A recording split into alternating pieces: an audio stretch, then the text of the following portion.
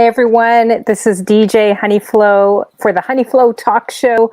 I'm really excited to bring on the next guest here. He's extra special because he also not only DJs, but he also produces as well. So, welcome, Raiders. I see you guys all coming through right now, which is amazing. So great to see each and every one of you guys. Make sure you guys definitely, if you're feeling the vibe, make sure you guys host the Honeyflow show and also follow. Don't forget to follow me and, of course, follow Dscantz. He's the next guest I'm bringing on. And this guy has done a lot. He's done a lot in the music industry and definitely deserves props. And we're going to talk about everything that he's done. You know, he's been Grammy nominated as well in the music industry. He's worked with so many artists. I'm talking, Rihanna, Usher, Ludacris, JoJo, there's J. Cole, Juvenile, Tony Braxton, Ideal. I also looked and he also produced or did, some work with Out of Eden, which is a gospel group I used to always play on my radio show and still do, back in the day. So, he's worked with a lot of different record companies, Atlantic Records, Sony, BMG, Def Jam, Universal, Interscope, and of course, Warner Music. So this guy has definitely got the most impressive resume I've seen in a long time when it comes to music. So I'm really interested to hear a lot of his stories and just how he started, how he grew up, and what's it like living in LA as well. I believe he's from California too. So we're going to get into it as well. And there's so much to talk about with him. So I just want to say welcome, Raiders. Welcome everyone in the room. I see you, Copper. Is it Copper Gods there? Or Copper Goddess? I see you. How you doing? We got Child of God in the room. We got Security Shar. Security Shar. Okay, looks like she might do some security there. Or secretary. See, this is why I need glasses. This is why Honeyflow needs glasses. I'm mashing up all your names already. Secretary, sorry. You kind of look like a security. You didn't really look like a security, but you never know. Yeah, so secretary. How you doing, Secretary Shar? We got Child of God in the room. We got Copper in the room. Taylor made it as well to the party. Great to see you. Who else do we have? We have DJ Styles in the room as well. Great to see you. And everyone else coming through. So make sure you guys give him a big warm welcome. I'm going to bring him in right now. We're going to have lots to talk about. Yeah. So if I mash up your names, I apologize. I really need better prescribed glasses and I refuse to wear them because most people have said I look like Sarah Palin. Nothing wrong with her. She's a beautiful woman. But people have said I look like Sarah Palin with my eyeglasses. So I need new eyeglasses, guys. So I'm going to mash up a lot of names. We got this girl, Xtina, in the building. How you doing? Great to see you. And so let's bring them in here as well. Hey, how you doing? What's up, people? How y'all doing? Great to see you. Thank you for coming through as well and doing this interview. I'm really excited because you're going to be the most unique interview. I have that Oh, feeling. wow. Yeah. Okay. I No, got to no, get ready for this now. yeah, That was a no great pressure. introduction, by the way, too. I might have to use you as my intro. Yes. Hey, if you guys need a marketing person, salesperson, I'm your girl. I'm probably definitely the biggest cheerleader on many people, especially here on Twitch and off of Twitch for sure. Well, thank you for all those kind words too. Thank you. What's up, everybody in the chat? What's up? Taylor made it to the party. Copper Goddess, this girl Xtina, Child of God. How y'all doing? Good to see y'all. Yeah, I Yeah, we called I made a mashed quick run over. I mashed up someone I already called her security. It's secretary, Oh Secretary yeah, Shar. Secretary Shaw definitely. She's security too. She is security She too. looks too nice. She looks too nice and sweet to be security. By her profile picture there. What's So up, that's DJ Styles? Yeah. we Well, I'm got glad to be Candle. here. Yeah, thank Thank you for you. coming through for sure. There's so much to go through with you. I just wanted to kind of, start off with the basics. I always like learning, where people are from and just kind of how they grew up a little bit and, how they kind of got into music. So, are you originally actually from California too? No, I was originally born in Freeport, Grand Bahamas. Oh, wow. Really? And yes, and I was raised in Houston, Texas. So I lived Oh, in the Bahamas till I was about 5 or 6.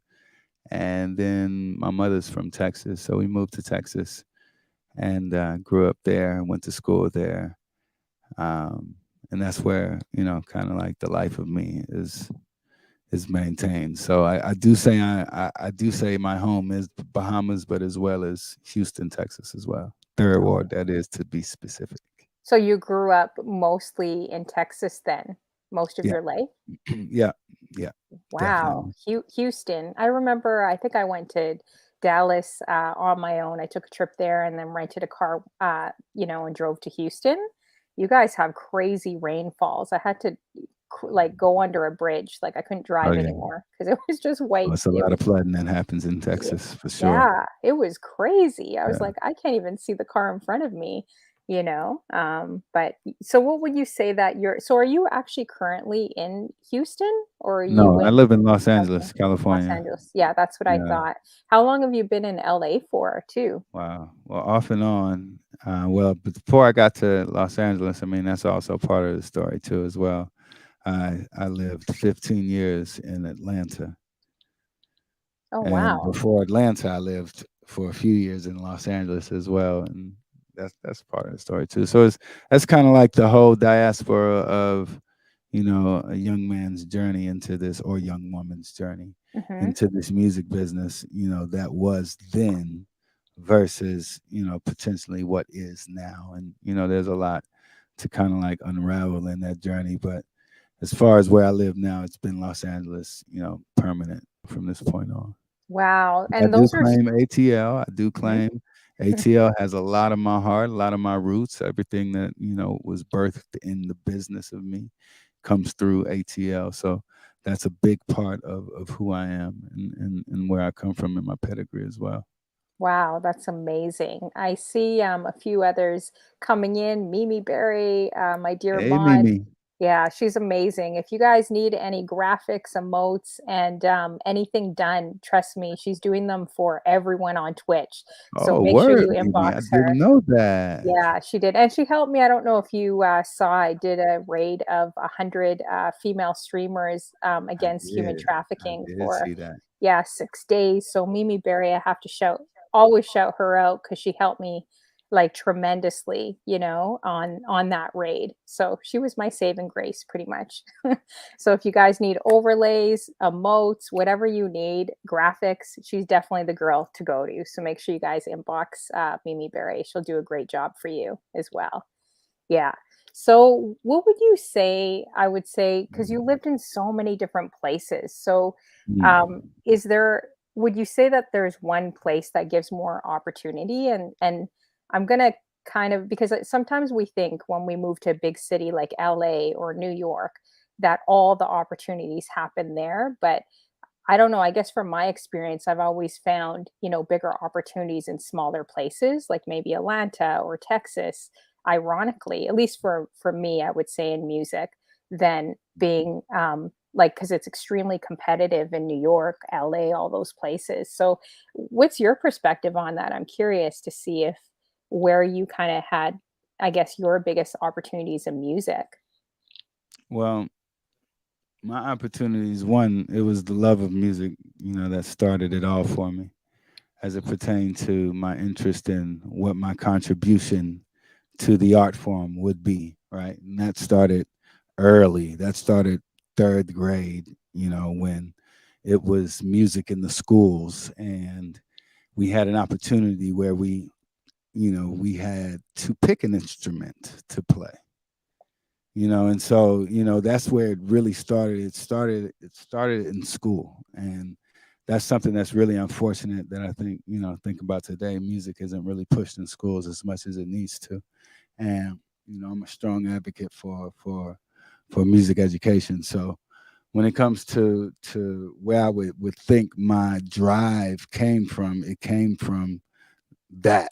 It came from being in church Hmm. 5 days a week and wanting to be like the other musicians that were great in my church, and wanting to play for the youth choir, and then eventually playing drums for the youth choir. And making friends who had the same interest, and they ended up becoming a singing group, and my cousin just so happened to be in the singing group. And as a sophomore in high school, throughout their grind in Houston, and all of us gelled up, and they formed this group called Ideal. And Mhm. next thing you know, they get signed to a company in Houston that eventually gets them signed to Virgin Records. And it's kind of like preparation and opportunity meeting each other. But how can you really analyze that when you're 17, 18, 19 years old? But Mhm. understand, we were going to the high school for the performing and visual arts. That's where I graduated from school, from the same high school as Beyonce and Brian Michael Cox, my other cousin on my dad's side, from the Bahamian side of my family. So it's like, it was just an incorporation of the education and the lifestyle, and the, I guess, where I was from, and Houston, to me, has some of the greatest artists and musicians that, kind of live comfortable lives under the radar and are fine with that, they're not necessarily out front, but you would never know. People like Robert Glasper went to Mhm. the same high school, as all Wow. of us. All of these things. Jason Moran, who is the director of the Kennedy Center Arts in DC. All of these people were my peers growing up in school, and we knew Christopher Dave, who was a remarkable drummer as well as a renowned, artist himself. So all of these influences, when it came to who we were, created what that drive looked like, and they all kind of met head on. And we got an opportunity, where in high school, and I don't know if I could say how long ago that was, because that's gonna give up my age. Oh, I already Googled your age. I already know. I was shocked. I was like, "There is no way this guy is older than me. No way." I don't know what facial cream you're using, but I need to get that here in Canada because you look like 10, 15 years younger than I do Oh wow! for Well, sure. thank you. Oh So I wow! was Thank shocked. you I was so like, much. "There is no way. They must have made a mistake on Google with your age." Now everyone's gonna Google your age. Oh man, a few things. Just want to say what's up to a few people I'm seeing in the chat. What's up, David Dennis? I'm loving all the familiar faces coming over and dropping in on Honeyflow and us, man. Thank you so much. But to continue what I was saying, Honeyflow, it was like, yes. And at that time when I was in high school, the music business was shaped a little bit differently, and artists were, going through this thing called artist development, and artist development could have been taken some years, to do. And so the group got signed when I was a sophomore in high school, and by the time I was a junior in college was when Virgin Records got around to figuring out how they wanted to work with them, as performing artists, and ship them to LA. I was like, you guys aren't leaving me. So I packed up, I left DC, and I got to LA with them, and I slept on the couch in Los Angeles in 1999 for 2 years. Wow. Slept on their couch and developed, relationships, and found out that we didn't know anything about the music business, and didn't know anything about producing records, and didn't know anything about what we thought we wanted to know anything about. Mhm. And got reminded of that several times in many different occasions along the way, making those relationships the same. So it was a learning process too, as well. You talk about, like, on the job training, like, you're going through learning what an all-in deal is, and you're figuring out when you got to split that all-in deal, you might end up with what might amount to a check that you'd be very surprised of someone getting, in the music business at that time. But it was a learning process, and I was fortunate to do that, as well as make some relationships, and some very important relationships too. It's funny, one of those relationships in the course of this story, and if I'm getting a little long-winded, cut me No, off at no, any it's point. really interesting, so go ahead, yeah. It's very interesting. I see some questions coming through. Definitely, DJ Staples. We're gonna get to that. What are your thoughts on the industry today, and some artists only releasing singles, but full-length albums? I'm sure we probably gonna get to that in a minute, huh, Honey Flow? Right? Yeah, for sure, Yeah. exactly. Give us a second, DJ Staples. Stick around. Send out some Ubers, please. Please invite some people to come on in. Let's go. Exactly. Make sure you guys, yeah, definitely host if you guys are feeling the vibe. Hey, Miss Tiff Star, I see you in the building. We got DJ Miss Tiff Stars from Cali as well. We What's got up, Tip Star? Yep, I'm yeah, familiar with Tip Star. exactly. We got DJ Staples from New York in the building. Thank you for hosting, Secretary Shar. I keep calling you security. So thank you. I appreciate that. We got this girl Xtina as well in the building. Great to see you guys. David C. Dennis, all the way from the UK. He's doing amazing things too. Such a great person, inside out. I love listening to him. He was just on a talk show we're both on, and just hearing his words of wisdom. And now he's on with Soul Train, those Soul Train raids Yeah. weekly. I think you're on too, right? I think I saw you on there too, Soul which is Train amazing. family, Soul Yeah, Train family. with Volatile, which is Shout amazing. out to Volatile and family. Yeah, he's definitely doing big things. We got JB Wright. I heard that you met her, you guys met as well, which is great too. Awesome. For sure. Um, yeah, so Candle Lady says, I love a story time. Hey, we got DJ Lady Rasta from Florida sneaking in the back door What up, as Rasta? usual. Yeah, so that's awesome. So, like, you must have been a true visionary because, someone that has been doing this for a while, like, since the 90s or probably earlier, and you said that, you went to California and you slept on a couch for 2 years. Like, what kind of made you persist and say, "Hey, I'm gonna make something happen," especially being on a couch for 2 years. I mean, it can't I'm sure that must have been tough or a little harder as well, right? But you must have had such a Well, strong passion. it goes like this. It was okay. Ideal was a group of 4 guys, right? And I was the 5th guy. And a car really only has 4 tires. That 5th wheel could get a little bit tight sometimes. But at the same rate, we were all brothers. We were all coming up from the same pedigree.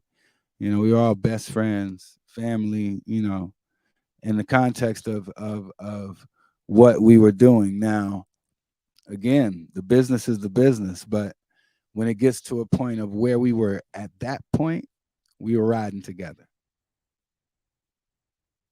And so, it was like the couch, that was my spot. That was my area, the couch. That's definitely a humbling experience, right? Like, something Well, where who you're knew gonna go how from. humbling it was when you're like 19, 20 years old? True. It That's was very just true. like, it was just what we had to do, and we were having fun with it. It was, 5 guys from Texas, from the inner city who never really chilled in Los Angeles like that and had these opportunities to mix and mingle at a time when things were really exclusive in the music business. Like at that time in the business, it wasn't really easy to even get into business. And Mhm. to speaking to what, the question was that we were going to get to earlier that came up from DJ Staples, like, what's happening today versus then is that there's a lot of access as well as a lot of expectation from artists to be able to fend for themselves in today's business. As of yesterday's business, you had gatekeepers and you had people who you had to see to get through these gates. And sometimes if you didn't see things properly, you didn't get through the gates that you thought you were going to get through. So, it was a different time. So we had a privilege and we had an opportunity, and, we're 18, 19 years old, and we're out here, loving it, Do you think it's but like still figuring it out. exactly. So, I'll go actually, yeah. So, DJ Staples had the question, what are your thoughts on the industry today? We kind of touch base on that with some artists only releasing singles versus full length albums. Like, back in the day, it's like those hit wonders. I at least think from the 90s, like made it, like even over 30 years, we're still listening to Montel Jordan and those kind of one hit wonders. I kind of feel like today you have to pump out so much music. Like Drake, you're constantly pumping out more and more songs. Do you feel like it's easier for an artist to kind of make it with social media now, or do you think it was much easier back kind of in the 90s, like Well, I coming up think with what those social tracks? media does is really exposes, the artist more than ever because you have to let the audience into so much of your life to build that up. So, in the context of when it comes to releasing singles, the volume of Drake's singles that he released are mostly 100% great hit songs. Hmm. So it's like, the bar is set pretty high. So when an artist is marketed through the means of social media, then they have to come with everything that they built up within that social media community. Your Instagram got to be right. Your Yeah. engagement has to be right. Everything has to line up a certain kind of way. And so it's a lot expected from these artists. So I'm not going to say it's easier. I'm not going to Hmm. say that. Hmm. I'm going to say the industry has changed. And I'm going to say the consumer has also played a part in that too, as well as how we consume music and how we consume content. The consumer consumes content at a higher rate Hmm. than they've ever have, and because we have access to so many different various outputs of information, especially with technology. So it's like releasing those singles is a necessity, but how much quality can you get out of that quantity, you know That's and so that's, true. you know, Yeah, that's true. Hey, Tilt, I see you. How you doing? hopefully you Great to can see get you. like Drake.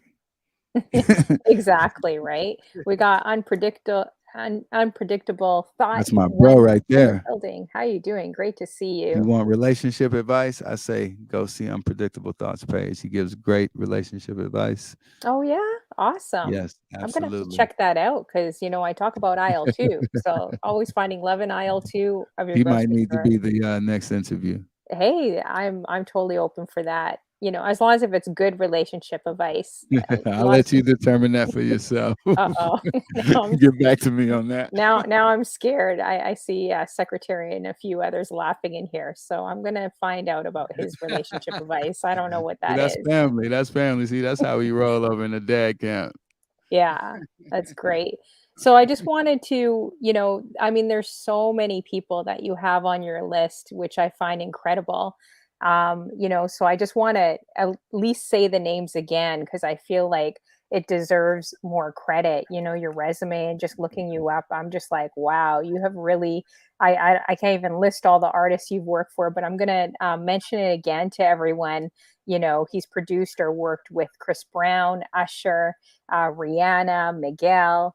Of course, he was Grammy nominated as well. He's been a veteran in the music game. Some other artists, guys, I'm going to read out to you guys: Common, Aaliyah, Ludacris, Out of Eden. I used to always listen to that group back in the day. Yeah, wow, that's JoJo, crazy you brought them Ideal. up. Oh yeah, I did, yeah, because I really I still have on my VHS tape one of the girls from Out of Eden dated I think it was Lamar Rucker, and I had a little bit of a crush, a little tiny bit of a crush on Lamar Rucker or Lamont Rucker, I think it is. And I still have their VHS date on I think it was Nice. TLC dating show. One of them went out with him. So Wow. yeah. Anyways, I still have that on tape. That was probably like 20 years ago or 30 years ago. That's Um, great. you also worked with JoJo, Juvenile, J. Cole, Tony Braxton, of course, Ideal, you mentioned, Aaliyah, Ludacris, I mentioned, and also Usher, Marsha. She was one of my favorite artists, still is to this day. I feel like she's very underrated too, Marsha, but I truly love her sound, and just what she does as well. And also, guys, just so you guys, are more familiar with him again, he's worked with Atlantic Records, Sony, BMG, Def Jam, Universal, Interscope Records, Warner Music. He produces, engineers, and does mixing engineering as well. So, and I know there's so many more artists. This is just a Hit few artists. everything on the nail. Yeah, there's so many more artists. Oh, Copper says Carrie Wilson, which is truly amazing. So, was there any artist, like out of all these artists, was there an artist that, oh, yeah, okay, we're on the same page. We're on the same page, Secretary Lamont. Anyways, was there any artist that really stood out in your mind that were really memorable to you that you worked with? Hmm. Well, I mean, in some capacity, you got to remember a lot of the time spent making these records were sometimes years in the making. It wasn't like, you make a record and then it comes out, like today you can make a record. I can make a record right here in the basement and I could put it on Spotify tomorrow and it's out. Millions of people Mhm, could hear it. Right. It wasn't like that. So the memories are in the creative processes, not so much in just what songs were made, because sometimes, you know, something might morph into something that was intended to be something else. And it took 3 years for that something else to come out. And then you're like, oh, wow. Okay, great. So mhm, all of the experience that I think in creating the creative process, the people that I got a chance to meet, the people that I got a chance to work with, seeing them grow into where they are now in the businesses and understanding, the roads that were paved, to be able to operate in a certain kind of way in this business. It's interesting to see. So that's what I remember the most about the work, particularly, was the process, because that's was really genuine for me, is collaborating with people and then watching mhm, us grow and then watching us have successes and wins, and then, oh, it turned into a Carrie Hilson, or it turned into a Miguel. And then when it got to the public, they were like, oh, Miguel. And we were like, yeah, Miguel. mhm. He's amazing, such a great So artist. we're like, yeah, that guy we've been talking about for years. So it's the process, and it's the creative process. And I really enjoy working with Miguel early Mhm, on in his process, specifically because it was something where we were all figuring it out, and we were figuring out his sound. And everything was a certain kind of way then. And he wanted to be different, we wanted to shape a different sound, and we were all rebels to the business. And and we created a little baby, and I held it like a baby from my end of it, and he held it like his baby from his end of it. And mhm, the metamorphosis of it all even is what brought me to Los Angeles. Is because I spent 15 years in Atlanta, and I laid a foundation there that I felt like was really solid and strong. And there were some other ceilings that I wanted to push through. And so, Miguel helped me drift into some other creative, opportunities as far as like exploration and sound. And we were able to break through some of, like, the naysayers that were like, we don't know, and there you have. So, yeah, I could you know, see I could see almost you and Miguel being almost related, like, just because it's just the vibe, like, if I were to close my eyes, listen to your music, listen to his, it's just I don't even know how to describe it. It could be well, kinda just that vibe, you know? as Yeah, far as Miguel is concerned, like I said, he's an artist that inspired me to as well. So it wasn't just like, I discovered Miguel, so to speak, but in the context of what we were able to create together. Like, he mhm, brought something to the table creatively, with other people that he was working with as well. Shouts out to Fisticuffs. Fisticuffs is another great production team that worked with Miguel on his first record. And shouts out to Happy Perez. But mhm, you know, for him as the artist, we all got an opportunity to come together and shape something that was uniquely different and that offered something different. And the label Powerless was able to insert J. Cole, the new hot and up and coming rapper, on a single with Miguel on a record, that kind of like really jumped him off on the mainstream side when he was already kind of like buzzing with Sure Thing. Sure Thing was a MySpace record. If mhm, wow. everybody remembers what MySpace was, Yeah, I so remember, MySpace used I'm to put the music up there. So don't worry, we'll explain what MySpace is, cassette tapes, VHS tapes later right. to you So guys. so if to answer your question, I know that was a long-winded answer. It's like, really the creative process with all of the artists that I've had an opportunity to work with. but particularly like, the finding ourselves, with Miguel was something that was really freeing in that process. Wow. Would you say that it's like mostly for what you do, producing engineering? Like there's a million producers and engineers out there. Would you say that it's mostly networking and just connecting with people? Like, of course, you have to be good at what you do, but would you say Mm. a large part is really connecting with people? Kind of like how Twitch is. It's not so much the most amazing because there's amazing turntablist DJs, on Absolutely. here, but would you say that it's, like, more building that network, kinda like how Twitch works a bit in the music industry? I mean, it's all about who you know too. They always say that, right? Mhm. But it's also about what you do and what service you play to the community, right? Yeah, that's So so true. Yeah. so I when know, when it mhm. when it comes to me becoming a mix engineer or an engineer and things of that sort, and it wasn't that I came into it knowing that, this is what I wanted to do too. And then I had these skills. This was something that I had to develop on the job, like thrown into the fire because Mm, I didn't have enough money to pay for an engineer, mhm. or because I desired to learn this skill that when the engineer wanted to go outside for a smoke break, I was like, cool, I could press these buttons. Hmm. And Amazing. and so it's Awesome. putting yourself, of use and using those relationships and becoming of service to those relationships in some kind of way to make yourself valuable in the space. And being in those spaces again at that time, like I said, were very coveted spaces. You could not get in there, and if you walked up in those spaces, people would look at you funny and they would ask you to leave. it Yeah, wasn't yeah. it wasn't like, it was very serious. So, to even being there and to have those opportunities, I tried to make myself of service as much as I could. Sometimes, being a nice guy, that could also get you bit in the ass a few times too in Mhm. this business, because this is not for the, soft skinned, must, I must say, in context. So you have to have some thick skin in the context of approaching how you put yourself out there, because some snakes out there will bite you.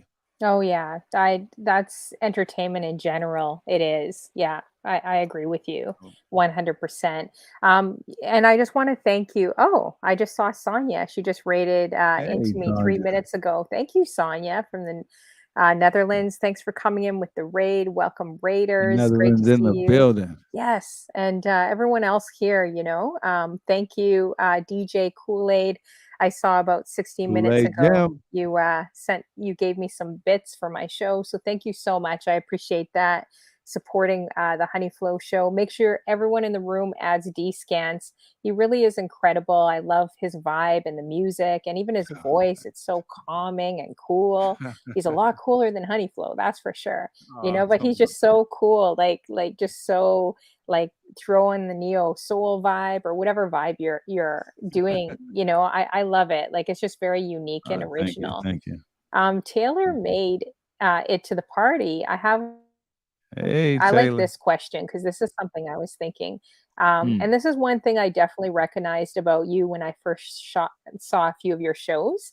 You do strike me as someone that is incredibly humble. And I don't just say that to everyone. Like, it's really hard finding people in this industry that have humility. And that's something I really look for, even when I bring people on my show, because this entertainment business could be very ego driven. So, that's one thing I've really respected about Mm. you, even without knowing you super well, is that you've always come across to have a lot of humility, which I think is really awesome and encouraging and inspiring for others to show that you can still be good at your craft and you don't have to preach on the rooftops, your all your experience, but let sometimes that it stands for itself, right? And it does for you.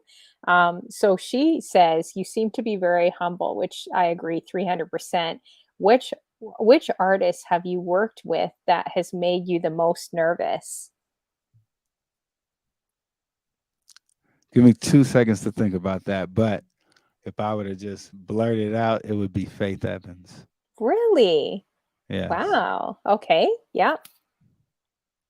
It'll be Faith Evans. Why Faith Evans? I'm just curious because you've worked with I don't so know many why. artists. Maybe it was the setting because it was like it was a dark night in Atlanta, and Mhm. I got this late night phone call, and it was like, if you drive into the estate where they lived, it was like you're driving through trees, like you're going through, somehow into Batman's secret lair in the woods somewhere, right? And you're Yeah. going to visit Biggie's wife. You know what I'm Yeah, saying? that's Like you true. don't, That's true. it's like, the music is like real ominous in the background, and so it was like, oh shit, the hell am I doing? No, but for real, what really shook me the most, where I think I froze the most, is I worked with Diddy Oh, one yeah, time, that would freak me and out. Yeah. but Faith Evans was like, oh man, what am I gonna do? So luckily, um, I had Mila from 702, which was Faith's like best friend confidant at the time, and we were all working together, and so it was kind of like a good exchange, and we all did a dope song together that never came out. Nobody ever heard it. It's still sitting on my hard drive somewhere, but it was great, and we established a great relationship, and we on first name basis. Anytime I see her, we go like, "What up, Paige? That's What up, dude?" amazing. So Yeah. cool. But So yeah, do you just kinda even if you're nervous inside, do you just kinda play it cool? Like, you're not, like, I would say fangirling, not fangirling, but you know what I mean, like, getting a little overly um, excited if you see in someone. in Faith's situation, we was all smoking weed together. Excuse me, I don't know if I could say that on this channel, Yeah, you but you could say it, it's fine. yeah. So it was kind of like the buffer, and we was kind of, it was cool after that. Mhm. In Diddy's situation, it was just too high and intense to where it was just like I probably just got out of there and I left and I, bolted. Yeah. Wow. Now But maybe that was just the first time I worked with Diddy. Like after I worked with Diddy under like the Beacocks, Black Baby auspices, and I had my crew and my boys and everybody was there. We killed it. We produced some great records, for Diddy. And after that, but yeah, when it was just me by myself, I was like, I'm cool. yeah, I feel you for sure. Now Mimi Berry says, "When you get a moment, tell the Tony Braxton story." I think I'd be Oh more nervous with Tony Braxton than Faith. I don't know man, why, but Faith man. seems like very down to earth from what Let me I tell see. y'all something about Tony Braxton. Yeah. Tony Braxton is a life-saving angel, first Hmm. of all. Um, the story with Tony Braxton happened like this. So I told y'all about my dear friend Christopher Dave, the world-renowned drummer and musician. He was the drummer for Mint Condition when I was a sophomore, junior in high school. He was a freshman, sophomore in college. Guy I looked up to. Played drums with Mint Condition. So we followed Mint Condition from when we were in high school. Everywhere they went, anything Mint Condition did, we was all about Mint Condition, right? Especially with Mhm. him being a band and all that, right? And so Carrie Lewis ended up marrying Tony Braxton. And Oh. so throughout all these years of being friends, by the time Tony Braxton comes to Atlanta to work with this random company called Noontime, where me and my cousin Brian Michael Cox were signed, Mhm. Carrie sees me there working with them, and he's like, "Yo, we got to get you to work with Tony." Politics as it be for Tony's record, Heat. I didn't get an opportunity to get a record on there, but Brian Michael Cox did, Teddy Bishop did, Jazzy Faye did, Jonte Austin did. Everybody in the Noontime camp did. And at that time, we were working really, really hard. We were working really, really hard. And, you know, I'm the new guy in Noontime, so I'm trying to like push all my relationships through, and it's just not cutting it for me. It's just not cutting it, right? So Carrie comes in and is like, Donnie, you here? Like, what? Remember me from following them in condition high school? Me and Carrie lock on. Tony's like, that's your boy. He's like, yeah, that's Chris boy. Boom, boom, boom. So the Hmm. guys at Noontime is like, oh shit, you know them personally like that? Next thing I know, I get an invitation to Carrie and Tony Braxton's wedding. So I'm going to their wedding. I'm going to their wedding now. It's like Wow. just like family. It's like I got a seat. They come to pick me up. Like it's like real big craziness I've never seen. I see Jimmy Jam, Terry Lewis over there. I see Chili over there. I see Babyface over there. Now That's like crazy. this is wild for me at this Mhm. particular point because I was like, I don't know what's going on. So Kerry comes up to me. He's like, "Yo, we got you. We gonna come to you and we gonna do a record directly with you." So they came to my apartment. Tony Braxton and Kerry Lewis was working on this track. And Kerry was like, "Yo, let's flip this track like this, do it like this, and we're gonna put it on Tony's Christmas record, and it's gonna feature Shaggy." And I'm Hmm. like, "What?" So they did that for me. They came to my apartment. Tony Braxton literally recorded her vocals in my Wow. vocal booth.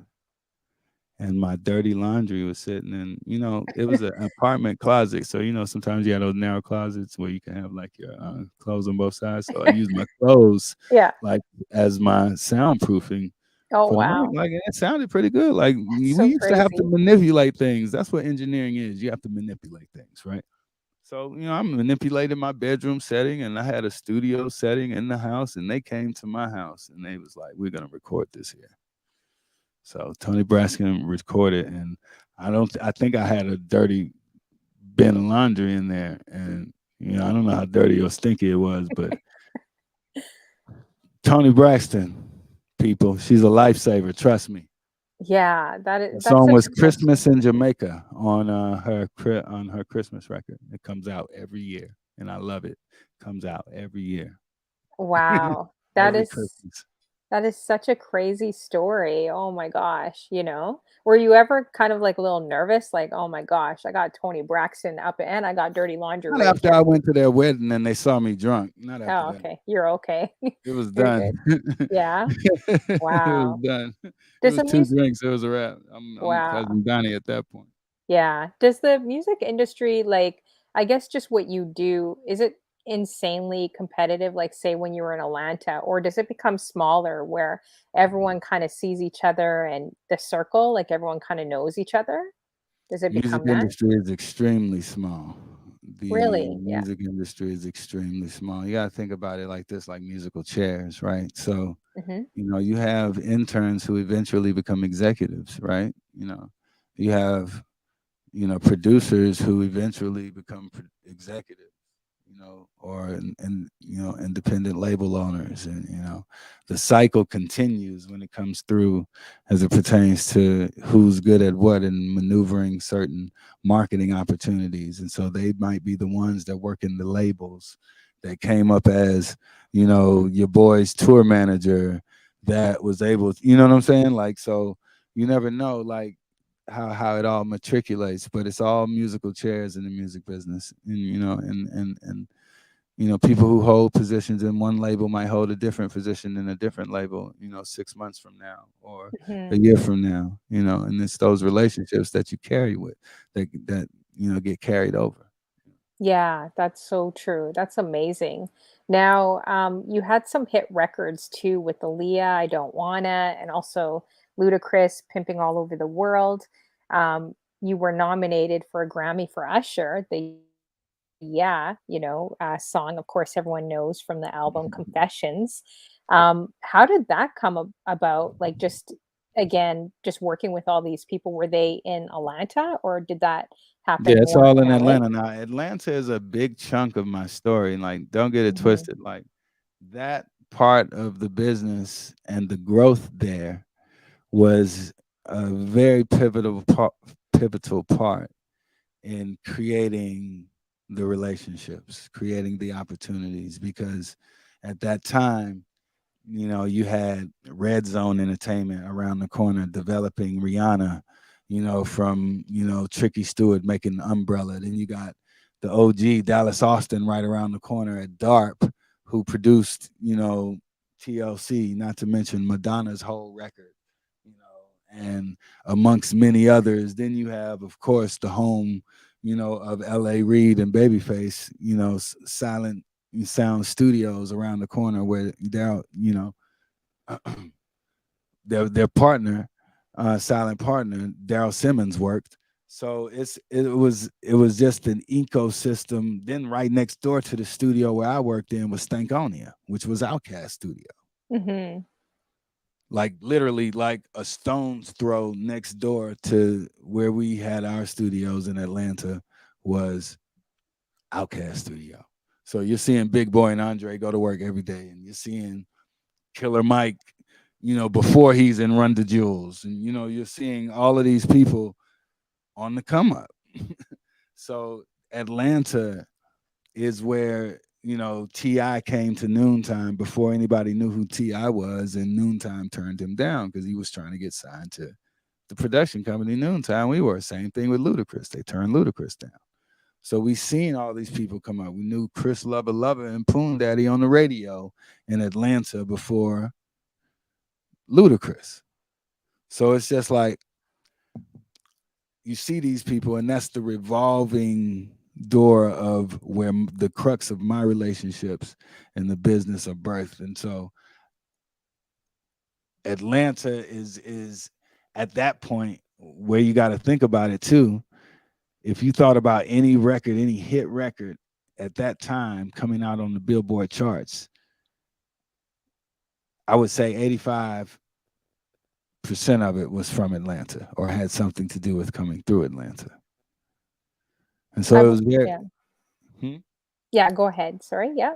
and it was very important, to align yourself with these relationships, so that's a 15-year story. There's a lot of stories in there. Hmm. It's not just about, well, how did that one, the Ludacris record was made through, a forming of a Zone 4 records that, was through Polo the Don, and that's a whole nother story. And all of these things kind of have their interwoven connectivity through the origin of where they came from, which is Noontime Music, which is where we were all birthed from and signed in the Atlanta community.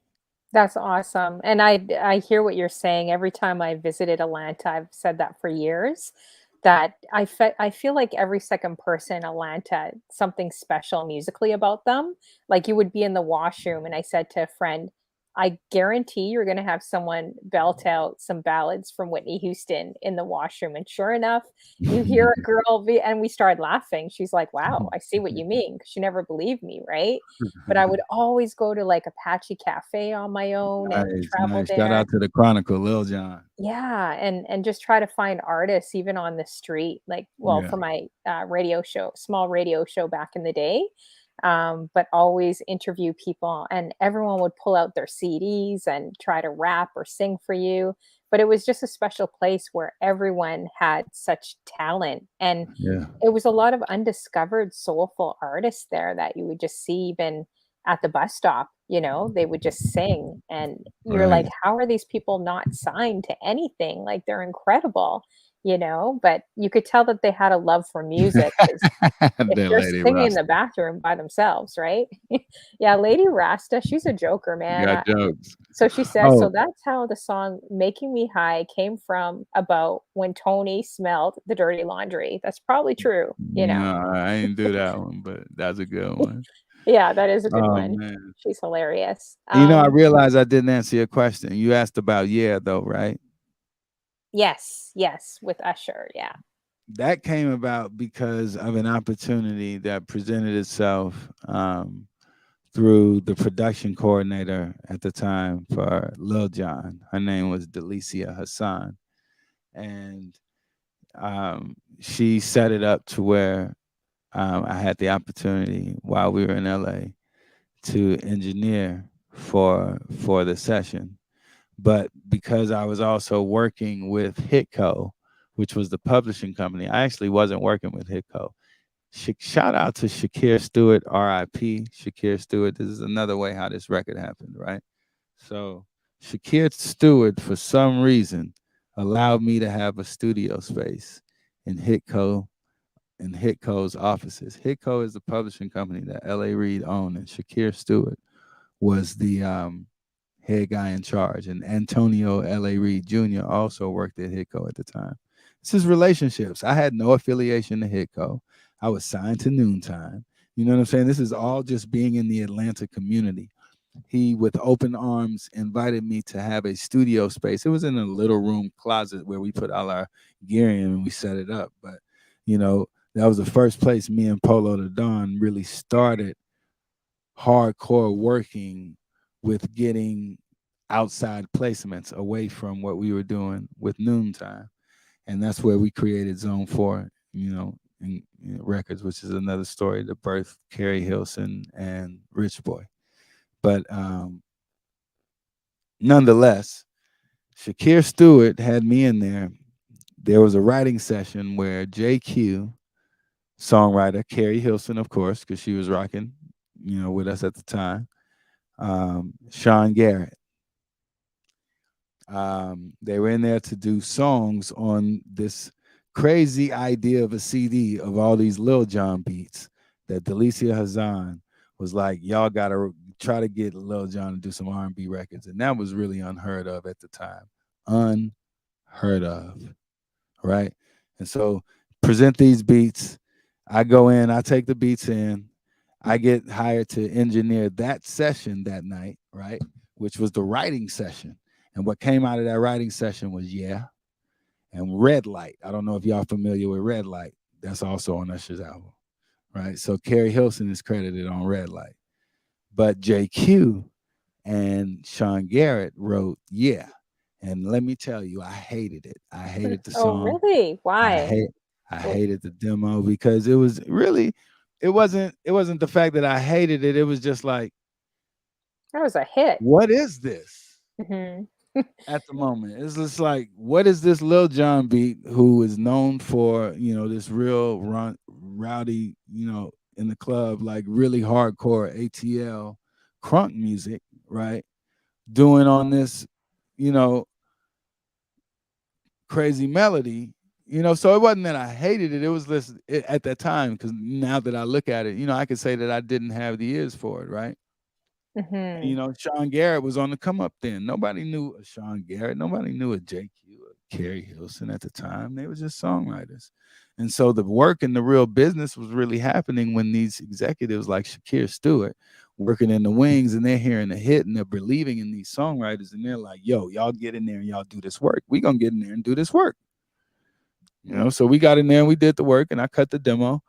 And so, I was kind of like the gatekeeper of the song at that point. And Delicia Hassan was like, okay, we need you to fly to LA and we want you to cut Usher's vocal too. And I'm like, a word? Okay, cool. Like, I'm not a real engineer like that, right? Then I go to Usher's. I go to the Larrabee Studios here in LA. We performing, we get in there, we kill it. I dialed in his vocals, how he liked it. Usher didn't even like the song, by the way, too. I must say that. Really? Yes, Wow. he didn't like the song either.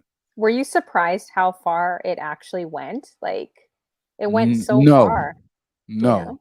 because if you listen to that Confessions album Yeah. and you hear the sequencing and you hear the sincerity of how that record was put together, shouts out to the kinfolk, Brian Michael Cox, Jermaine Dupri, and them guys. All Mhm. of the things, like, it's just being in that whole synergy of Atlanta. You don't even know you're going to end up on the same record as your family. You don't even know that you guys are going to be nominated for Grammys on the same record. Because it's just the synergy of how it worked in that community. It allowed us opportunities that we wouldn't even believe that we would have gotten for ourselves. And so next thing you know, Dscantz is nominated for 2 Grammys on Usher's album for Confessions. And I'm like, what? And now I'm recognized in Billboard as one of the top engineers. And I see this article come out and I'm like, word. That's crazy. That's Let me go amazing. ahead and add engineer to my resume then too. Yeah, that's so awesome. And that So that's was how such that a happened. yeah, and that was such a great album, Confessions. It was so Yeah. good, you know? So, wow, that's incredible, just the your music journey. I know DJ Staples has got some great questions here That's too. him. So, What's up, keep it Chanel going, B? Staples. Yes, what's up, everyone? We got Eddie Scotty, Boomart, we got Eddie Boomart from the Scotty, UK, we got Scotty in the building, of course, DJ Lady Rasta, and Soraya. everyone coming in. Thank you guys so much. Feel free to host the Honeyflow show, and also make sure everyone in this building adds Dscantz. He really is an incredible DJ and producer and Oh, thank you, engineer, thank and you. and he's got a great voice too. Like, it's so calming, right? Like your Oh, voice thank is you. so smooth. Wish I could be as smooth. I'm not that smooth, but you are definitely smooth. Well, you're looking real smooth in that yellow hat, though. You are Yeah, I definitely know. I like rocking it. I like my hats. I like them a little too much. Actually, it was funny. I just went to a Canadian showcase, and we're gonna get to Staples' question. And I think I'm sure you're Any familiar. Canadian artist out there, I would love to work with them. Put Yes, it that's out there, another thing. Staples. I'm with it. So Maestro Fresh West walked by me. He's like, "Hey, girl, I like your hat." I'm like, "I like yours too," because he had a similar hat. We both had almost. He had a different kind of hat. I wanted to swap his hats. Nice. So it was cool seeing a lot of Canadian artists. So have you actually worked with any Canadian artists? I know Staples says Simone Denny. Hmm. I have not Hmm. specifically, or if they are Canadian, I wouldn't know unless they told me. Okay. Yeah, that would be great if you can But I would work love with to. some artists out here because there's so much talent. I think even like Division, I don't know if you've heard of him. I Oh think yeah, absolutely. yeah, B you would Cox works probably with like them his. regularly. Oh, okay. Yeah, he's from Yeah. here. I mean, of course, the mainstream ones would be Drake and The Weeknd, and Of but course. there's also Cardinal and Julie Black and Yes. Divine Brown. So Well, many put me great, on. Put many me great on, artists. Honeyflow. You All got the right, key to the city. see what I could do. I don't. I might have a little key. I don't know if I have a big key to the city yet. Toronto's super competitive out here, but It's there are okay if you got a there lockbox key. It's cool. It's cool. We Yeah, can work with the lockbox. there's a lot of undiscovered artists, that are just so good, like Division and others that are just really soulful, and, artists that just kinda don't get that chance. It kinda reminds me of just being in that small Apache cafe. Did you ever go there a lot too? Because I went there every chance To Atlanta? or when you lived in Atlanta to Apache Well, Cafe? yeah. You mean I used to go all the time. I used to go when it was Yin Yang Cafe. Oh, Yeah, really? so it Ying was Yang? Yin Yang first, and then Apache, and then Wow. I think it's Yin Yang again now. I'm not sure. Oh, I don't However, even know. Yeah. but yeah, that was the place where that's like really where underground hip hop Atlanta birthed from, like Bone Crusher and the Chronicle Band, and Mhm. the Chronicle Band was Lil Jon and L Rock. L Rock is also featured on Yeah on Usher's record, and he's a prominent producer that has worked with everybody in Atlanta from In Vogue all the way on up. So it's like the Atlanta community. Atlanta is small, but there's a lot of big fish in a little pond, and they all intersect and they're interwoven, and you'll find it's a very cultural experience because it's familial too. It's like a family. Mhm. And And that's everyone's moving out there right. too, right? Like, Yeah. yeah, Yeah. exactly. Yeah. Is there Especially for any the TV and film stuff. exactly. Is there any artist that you would love to work for that you haven't yet, that you would wanna put definitely, like, Hmm. partner with? I think I would want to work with Lenny Kravitz. Nice. Um,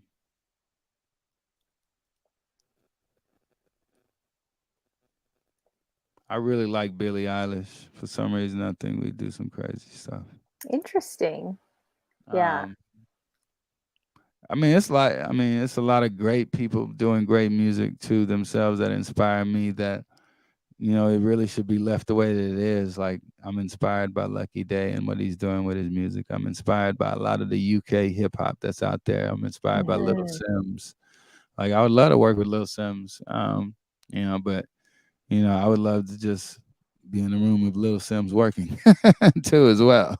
There's a You know, lot it's of amazing yeah, UK hip hop for sure out there. Yeah, definitely. yeah.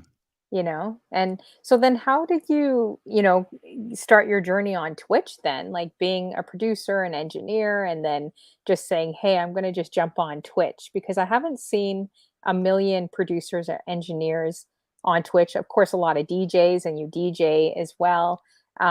But I know Michael Motion. I'm going to have him, I'm interviewing him soon, and he's worked with Janet Jackson and so many Wow. incredible artist as a producer. I think you guys would be amazing. Like, I think you guys, I think, need to connect. I need to connect you too if you don't Yeah, know there Michael it is. Motion. See, there's that Yeah. key I'm talking about.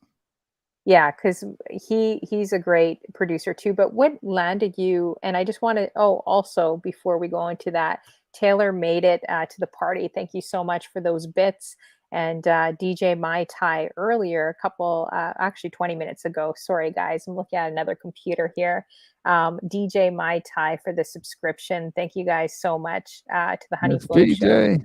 and supporting it. We got Miss BJ sneaking in the back door, the Chicago door as well. Thank you for coming through, Miss BJ. Great to see you. Um, oh, I think Mimi Berry says, still waiting for your engineering beat session stream. Yeah, that would actually Oh be yeah, we've cool. experimented See. with a couple of those. I'm gonna bring those back soon. Just trying to, trying not to bore y'all. My process is really slow, but I appreciate y'all being eager to see it. No, that's So, not boring. Yeah, it's not boring. All these stories are very interesting, actually. So yeah, so what kind of landed you, made you come to Twitch then? well, I mean, I think during the times, that the pandemic was approaching, I think it kind of like made us all question, how we were going to give our creative abilities to the world. And, figuring it out, we were at home and, we have a 4-year-old here now. I think he was 3, maybe 2 then. Um, and music for me is like, it's something that I immerse myself in. It's an experience that I feel like is almost therapeutic. And I wanted to figure out a way I could discover new music. And so, perusing just through Spotify wasn't necessarily the thing. Um, and then coming over to Twitch was kind of a crazy move because there was a community that was involved with me doing that, and it was this community called Love Zone. I don't know if you guys Mhm. are familiar with Brian Michael Cox's regular stream that he's fortunate enough to be able to do uninterrupted on Instagram. And Hmm. so him and D Nice are like maybe one of the only 2 DJs that I think get to stream on Instagram uninterrupted. And so DJ Millie, there's a few, yeah, definitely a few DJs that can still stream on there. and at the same time, I would go over and I would support his stream and we get on there and we'd wild out and sometimes I would start playing videos for the stream. And so the people in the chat kind of got like familiar with me. And, you'd see people like Secretary Shar in the room and, a bunch of these people that, you know, are even in this room now, unpredictable. Charnel Rubin. Hey, now. Like all of these people, I mean, I know Charnel from growing up. That's like my friend. But all of these people came from B Cox's Love Zone in an encouraging manner, saying, "Hey, Cuzzo, you might be good DJ." And I'm like, "What? Y'all really think so? Stop playing. I'm here to support Brian. This is what Brian do. This is his thing. Oh, Cuzzo, you make records too. Go on, DJ." So I was like, "Okay, cool. I'm gonna try it." So I was like, "Man, let me go over here to this thing called Twitch so I could quietly do it. I don't want to do it on Instagram where everybody will see me." Mhm.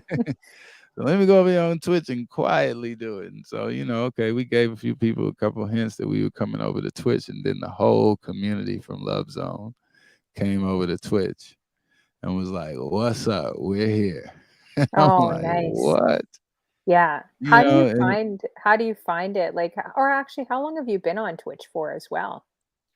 a little bit, couple. Scotty knows specifically better than I do, but I think it's like a year and a couple days. I need to celebrate a year for real on Twitch now.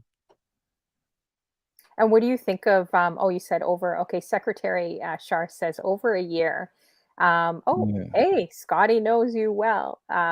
She says 12, or wait, 12 months and 3 days. Wow. yeah. It's 12 Got the months and days 3 days. counted. That's There it is. amazing. Do you have the hours counted too? That is the question. Oh man, Says believe me, roughly. don't test her. She might. Yeah, that's awesome. That's She so got good. all the keys. Yeah, so congrats, like, for over a year, Thank you, and, thank you. what do you But think? yeah, no. To answer the question more, it was a little bit deeper than that. So Mhm. getting over here to Twitch and actually seeing that, oh, there's a whole bunch of DJs over here that are playing great music, and I found DJ Volatile and I found Scratch Bastard, and I was like, oh my god. they're amazing. I really do want to learn this for real. And Hmm. then my whole community rallied behind me. And shouts out to DJ Alex Mejia in the mix. He's also on Twitch. We reunited because he was one of those pivotal people in the beginning of this story when I lived on the couch with Ideal out here, who believed in me as a producer, that sold into me. And we reconnected right here on Twitch because he's also a DJ here on Twitch. And so it was like, seeing this community and the music lovers and advocates for DJs and seeing all different kinds of DJs. And I'm like, oh my God, this is a whole new world. And it inspired me so much that my community even helped me get this setup that you see here. It's like they knew that I really needed this, in my life. And so shouts out to the Dad family. Shouts out to everybody who, y'all really do enrich my lives daily in the context of even being here and sharing this thing with y'all called music. Most of the music ain't even mine that we playing, but we enjoying the experiences together. It means a whole lot. And so that's what's really keeping me here, and why I will continue to be here. Yeah, Secretary Shar says we literally watch Dscantz start from Literally scratch. from That's amazing. scratch. You have a nice studio, Scratch. like the lighting and everything is. A few people were commenting on your studio. Uh, So it thank does you, look thank really you. nice. Like, is that in a basement or a different room? I like it. Well, It's nice. it's in the basement. It's Oh, in the okay. basement. Nice. Yeah, I like the lighting, the uplighting, and just how you have everything set up there. I'm Yeah. still kind of looking for Thank you. your Thank you. laundry basket, though. I don't see it anymore. Yeah, I think we moved on from that. It's right upstairs though. It's like literally right upstairs. I go Yeah. upstairs, walk into the laundry basket, but it's not the vocal booth no more. I Yeah. don't need a vocal booth anymore these days. I just record with that mic right there. So you don't need any like surround. I guess Nope. audio has like progressed so good that you probably don't need a lot of different things anymore, right? Would you say? Yeah, all of this Like stuff that's equipment? right here, that's dinosaurs right here. I'm Mhm. fortunate to just have it because, it does make my sound unique, but nobody uses that anymore. No? Wow. So if you Yeah. guys have any questions, make sure again you guys are everyone in the building is adding and everyone We catching the here, people. We replay. here. Make sure you guys add D Scants, of course. Done so much work in the music industry, and make sure you guys check out his shows on Twitch. Add him, of course, on Instagram and Twitch too. But if you guys have any questions, definitely feel free to post them in the chat. And thank you for everyone that's posting questions so far. I know Staples had so many. I may as well have brought him on for the to interview as well because he had a lot of great questions. But if you guys have any questions, make sure now's your time to ask. So what do you think? Like, what are your future plans? Do you have any future plans for Twitch, or do you have any kind of goals for Twitch? How do you have Well, the anything in mind? community, the community has been growing, and shouts out to my Los Primos crew, my Los Primos family, Brian Michael Cox, DJ Mr. Wilson, free Mr. Wilson, by the way, Robbie Tolan, Robbie underscore Tolan.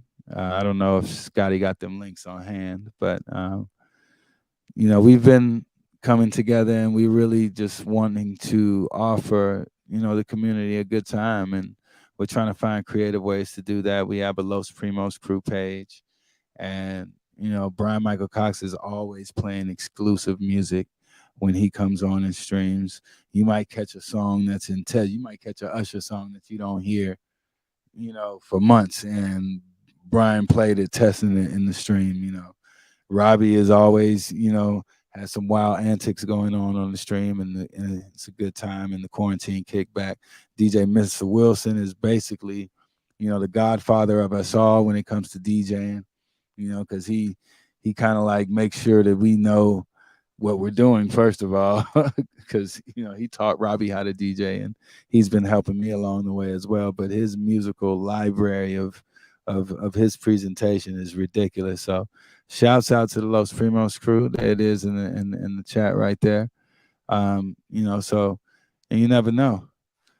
But as far as future plans with Twitch specifically, we're gonna see where it takes us. But this is something that I'm committed to. You know, I definitely want to be able to creatively offer my talents in many different ways here. I'm not sure that I'm going to specifically produce music on this channel that we've created the DJ lifestyle around, because I think there's a whole different community that is centered around, you know, the creative production side. And I perused a few channels here on Twitch, you know, to kind of see the community that really gets involved in that production creative process. But of course, my dad family will have access to all of that. But we're here. We're All right. here. Amazing. So Taylor made it to the party says Honeyflow. Let's see here. I'm just scrolling up here. Will the Los Primos crew ever do a tour? Well, we've attempted that. We tried to do well, it wasn't really a tour actually. We tried to do an opening, a reopening in Houston and take it live. It would have been like my first real live gig out there as a Los Primos, as a DJ for real in life. And we were going to open up this club, and I mean, like, DJ Kobe flew in from Michigan. Like, it was an event. Like, it was our first time meeting DJ Kobe. You know, we met him on Twitch, and you know, we all became allies here on Twitch. And he flew in, and we all rendezvoused at Robbie's house, and Robbie's house was like home base. And then the venue canceled on us, and Oh, it turned wow. into 100-hour stream, 100-hour Los Primos stream, because we ended up teaming up with a few other DJs here on Twitch, and they encouraged us to go 100 hours, and they picked up the slack. And then next thing you know, Los Primos did 100 hours, and we're about to do it again, people. And we got, you know, we got a great thing going. And shouts out to DJ Lex, shouts out to DJ Buddy, my Boo crew. You know, we're gonna get it in. It's gonna be 100 hours, and we're gonna go on Twitch. So that's coming up real soon. So y'all look out for that. But yeah, Amazing. that's you know, I just had a new daughter. That's real special. That's going on. Yes, of course. I got a How's that been whole with for you? Because that's an adjustment too. the whole community has been the aunties. Like, Aw. literally, we've been getting, like, you know, package after package from the community, because Scotty created the registry, you know, Oh, and that's awesome. Scotty's all the way in the UK. Scotty created the registry. And next thing you know, the dad family is auntie and the baby, and we're getting stuff in, you know, left and right, and it's just like it's a family here. So that's what we've been doing. That's all the aunties and uncles in the chat right now. That's so awesome. Yeah, such a supportive community, Twitch. I know Mimi Berry says, yeah, someone asked the question up there. I can't find it, Mimi Berry. But whoever asked the question, I think it was DJ Staples. I could be wrong. He was asking something about recording digitally versus tape. I can't remember who it was, but if you guys are still in the room, repost the question, you know, and I'll ask that again. Yeah, I guess things must have changed, like changed quite a bit from how you produced and engineered 20 or 30 years ago compared to Well, now. you Do you put a find it? long time on a 20, 30 year. You put that 30 years on there Okay, now. Come sorry. We'll, on we'll now, just we'll honey just say flow. 20. We'll just say 20 then. Maybe we'll just say 10. It doesn't matter if you have 30 or 40 years. You know, you still look younger than every single one of us in the room, and Oh it's man, not no fair. I problem. want your facial cream. Seriously. What keeps you so young and vibrant, you know? Um, Oh man, maybe yeah. yoga. I don't know. Yeah. Oh, yeah, that's another thing that I notice with you too. Some of your hobbies outside of music, DJing, it seems like you're really into, of course, yoga and photography as well, Yes, right? yes. Yeah, I mean, it's all in the same realm of finding yourselves during that pandemic time. Like, even with yoga, my wife's a yoga teacher, and I mean, Oh, she's like nice. really one of the premier, like, yogis, and she lives the lifestyle, and she's very inspiring to me as a whole. And so being invited into, you know, learning more about her, and you know, it was definitely also getting into yoga and realizing how good yoga is for the body, Mhm. and getting some of the ailments in which, you know, I was, you know, wrecked with before. I had some back pain that was really recurring, you know, throughout my whole life, and literally getting into yoga, like, I haven't experienced back pain and I can't remember how long. It's been over 8 years now. But Wow. but Yeah. it was during this time of the pandemic, where I took, a yoga training course, and I did my 200 hours, and I put in the time, and I really got into the philosophy of yoga, and why it is important into to the development of to also insert this lifestyle into the development of our family here. And so, shouts out to Ivory and the example that she sets for this household, with that. And so, it's something that I wanted to dig deep in and learn more about. So I took it upon myself to take those 200 hours and dig in. Photography was just another means to an end when it comes to finding more creative output. I'm a very visual person. Things visually inspire me musically. Things visually inspire me musically. Hmm. So even taking pictures and manipulating those pictures and learning Photoshop and learning the nuances of even that, even how to take a real photo with flash and lighting, and learning video production and how to set up your camera and your lights, and what lights color complements each other. Those are the types of things that I really dug into over the pandemic, as well as DJing, as well as scratching. It's like I could do a few scratches now. It's like Hmm. That's things awesome. that I think it would take, sometimes, and don't let me get ahead of myself, but some I think it would take people years to figure out. Yeah, of course. Yeah, And definitely. I'm figuring it out in a pandemic, and I'm having the time to do it, and it's in my basement, and my son run down here when he wants to, and Hmm. and everything is here. I do have other life issues going on in my life, but you know everything is right here. Yeah, exactly. I know Secretary Shar, I'm just reading some of these comments, says Donnie drinks from the same fountain of youth as Pharrell. I agree. Or he's a vampire too. Oh man, that's funny. Yeah. Let's see here. Actually, oh, Cheryl says, I think you might have answered it, but we can ask. Cheryl 3 and everyone else in the room, thanks for coming through as well, listening to, of course, Dscantz for those just coming in the room. Amazing producer, DJ, music engineer, doing a lot of big things and have worked with a lot of great people, especially in the music industry. So she asks, if you hadn't gotten into a career path with music, what else would you have chosen? Hmm.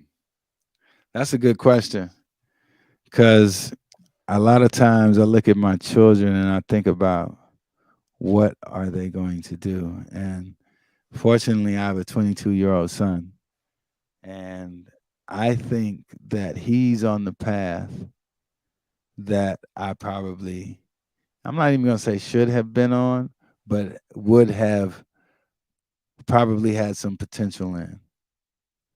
And it's in law, and he's doing some like international corporate, like, I have no idea actually, but it's in the realm of some corporate legal things. He's a very good debater. He was really good in debate. So, I've seen him go through his progression to where he is now, and he's about to graduate Northwestern. Like, so he's an academic. My mother was an academic. My uncle Clarence was the only musician in the family on my mother's side. So he was a big influence on me musically. Um, but yeah, I think it would probably go into to somewhere, some law activities maybe. Oh, interesting. Did you ever get a lot of opposition too? Because it's not, your field isn't, I could imagine when you started, probably wasn't super common. So even maybe going to the school you went to or what you did you ever receive any opposition from family or friends saying, what are you doing? Like you should maybe do this or be in Uh, business or what have you? well, my mother was real supportive. It was a very unique situation I grew up in. My mother always encouraged me to follow my dreams, but she was heavy on education. So whereas following my dreams, she was like, "But you still got to go to college, and you still got to get up out of my house, and you still got to go to a college that does not border Texas." Like, specifically, these were the words: does Mhm. not border Texas, because you are going to get up out of the nest and you're going to go and do what you need to do, whatever that is. So by the time that I made the decisions to do what I did, it was based around certain opportunities that presented themselves. So I made sure that before I made the decision, that all of my bases were loaded with the potential for me to do good. Now, wasn't necessarily carved out that I was going to make it at all. And I'm not even saying that, quote unquote, I made it, but I made decisions, at the time of my life as an adult, and I made adult decisions that my mother supported fully. So, and it was a disappointment at some point that I didn't necessarily take the academic route, and I do still think that maybe it could be still like a little tinge to that, because usually sometimes when things aren't necessarily going so well, my mom is like, well, don't you think you could do this too? And don't you think you Mm. could do that? And I'm like, man, Mhm. mom, I can go to the moon if if we left it up to you. But it's still where I'm at and what I chose to do, and I'm happy with it. Exactly. I'm just looking up a few other questions. Taylor made it to the party. Says, what do you do to relax, and what do you do to have fun? So I know you mentioned yoga, photography. Would those be your two biggest things, or what do you do to just kind of unwind, relax as well? It's hard for me to unwind and relax now, right now. It's a lot going on in my life right now, and I think I haven't even honestly had the time to regularly do my meditations or even go to a yoga class. And so I would really love to be able to go do those things. Um, and yeah, so with that, for me to get in that mood, it's kind of like I'll just come down here in the basement and I will play music. I'll practice. I'll practice on the piano. I'd practice scratching. These are the things that keep my mind off of everything else that's going on in my life, Mm, that would preoccupy it in a way in which that wouldn't be inspiring. exactly. you Yeah. know. So this is And it. mhm. And wanting to share it with the Twitch family and like being excited about that. This is how I relax and get it off. My dad family knows, they've created names for my moods. Mhm. Oh, really? you know, What are they've the created names? What are the names? because it's like I don't think that I get on there and I try to DJ for them. I think we kind of create and we set the vibe together. Y'all correct me if I'm wrong because like they have one name called Vibeology. They have one name called Mhm. Frequency. Freak Hmm. Quincy frequency. Okay, okay. We have musical meditation, Mhm, um, and these aren't things that are necessarily scheduled. They kind of like introduce themselves, and they'll hear me say it. We're gonna let the vibe find itself, and we see where it goes. Next thing I know, they'll hear Unpredictable say, "Oh, this feels like a red pill night." Then I'd have to mhm, feel it out a little bit, and I'd be like, "Oh, Unpredictable, you were right. This does feel like a red pill night." And then yeah, it's the red pill, blue pill thing. Mimi Berry got it. mhm. So so it's So yeah, that's just how it goes. mhm. That's what relaxes me. Eddie Boomart from the UK says, "What was the first album or single you brought in?" That's a great question too. That that I bought, the first album that I bought or that was That you purchased did. from I me. would say that you did. Yeah. I know I want to answer Eddie Boomar's question specifically correct because he is the music encyclopedia. And if we don't answer Yeah, this he's really question good. correct, so are you asking me the first album I bought, Eddie? I Oh, think I that's wonder what if he's it's that asking. you bought. Yeah, you said brought. Okay, we'll say that you bought. We'll say that. Yeah. But The first correct us if we're wrong, Eddie. If you meant something different, just retype it in the chat. But I'm yeah, it's actually the album or single that you bought, I think. the Yeah. first record I remember being, I think, in fourth or fifth grade in elementary school, and being so excited because I wanted this clear cassette tape of Profile Records, Run DMC Raising Hell. And it was within that record and LL Cool J's Bigger and Deffer with Candy on it. It was those two records that I remember being like the first records that I was like, I either got with my own money or that I was listening to and carrying every single place that I went. Hey, Bossy Brown. How you doing, Bossy Brown? Thanks for coming through as well. Interesting. So, Cheryl I Three hope Eddie also heard that. asked a great question. Who inspired you in your life? I like that question. Um, I think I had many different inspirations. I grew up as an only child, right? And so we're a lot like empaths, I think, and we absorb emotions and people all the time. Um, so my friends inspire me a lot. The people I grew up with, especially the musicians that I grew up with. I know they influenced me a lot, whether it was good or bad. Um, Hmm.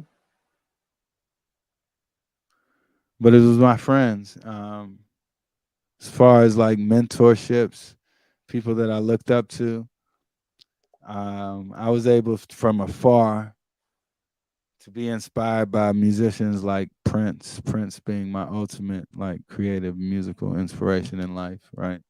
Yes, for And then sure. seeing creative ways that our community. Hold on, I'm getting a call from the lady. If y'all don't mind, it's that. Yeah, hey baby, We want it on speakerphone. hey baby. Just joking. Yeah, we're doing an interview. Say hi to everyone. She's right Hi. there. I thought she was in the chat. Oh no, we're still here. We're Oh, we're still still talking. here. Half an hour left, Half an hour left, baby. if I can. You're not interrupting. That's okay. We could put you on speakerphone. We could talk Yeah, about no, she IL always too. comes down in the chat. The family knows her very well. Yeah. Oh, they say you want to see Ava? Oh wow. Sure. I don't know if we can Okay, here see. she go. Let's see. I'm gonna maximize it. Hold on. Oh, it's kind of, aw, so cute. Hold on, baby. Wow, amazing. Hold on, baby. Aw, Okay, wait for wow. Aw, that's amazing. Aw, congratulations. it. Yeah, that's Yeah. awesome. Thanks for sharing that. All I right, 30 appreciate minutes, that. baby. Yeah. Okay, she said, take my time, take my time, take my time. Okay. Okay. Hey, I All want right. her on so we could find out the real 411 in IL2. Like, you know, the ladies will always give the truth. Oh Yeah, man, Cheryl 3 yeah. goes, "Aw, No, so she's cute, great. beautiful, amazing." She's Yeah, great. beautiful girl. Thank you, Definitely. thank you. Everyone is saying that in the chat. Shay, Bossy Brown here, Miss Tiff Stars throwing up some Uh, hearts. That's so those awesome. are all the aunties right there. Those are aunties. And I love how you have, because I remember coming into your stream, I believe, and you're always open with your family, and I love that. It's not something that you kind of tuck away or hide. So I really appreciate. This I is see life. some DJs do it, some DJs do it, but like I think it's really nice and special when you can actually share that aspect of you. You're not just a persona, but like you're bringing in, and it's so personal too. So yeah, thanks for sharing. Uh, Maybe I'll get her on my show next for alongside you. sure, for sure. Y'all want to Exactly. check out Ivory for real, go visit ivoryjenkinsyoga.com. IVORIEJENKINS yoga.com. Yes. Check out all of her offerings. Awesome. Yeah, we got New York Boss Lady that just came in. Did an interview with her last night. Thank you so much, New York Boss Lady, coming in. Does some What's great talk happening? shows too. There's a few questions here. I'm just trying to catch. I Hopefully, I think we didn't might have miss. missed one though, because I was in Yeah, the I middle think of so. answering one. Yes.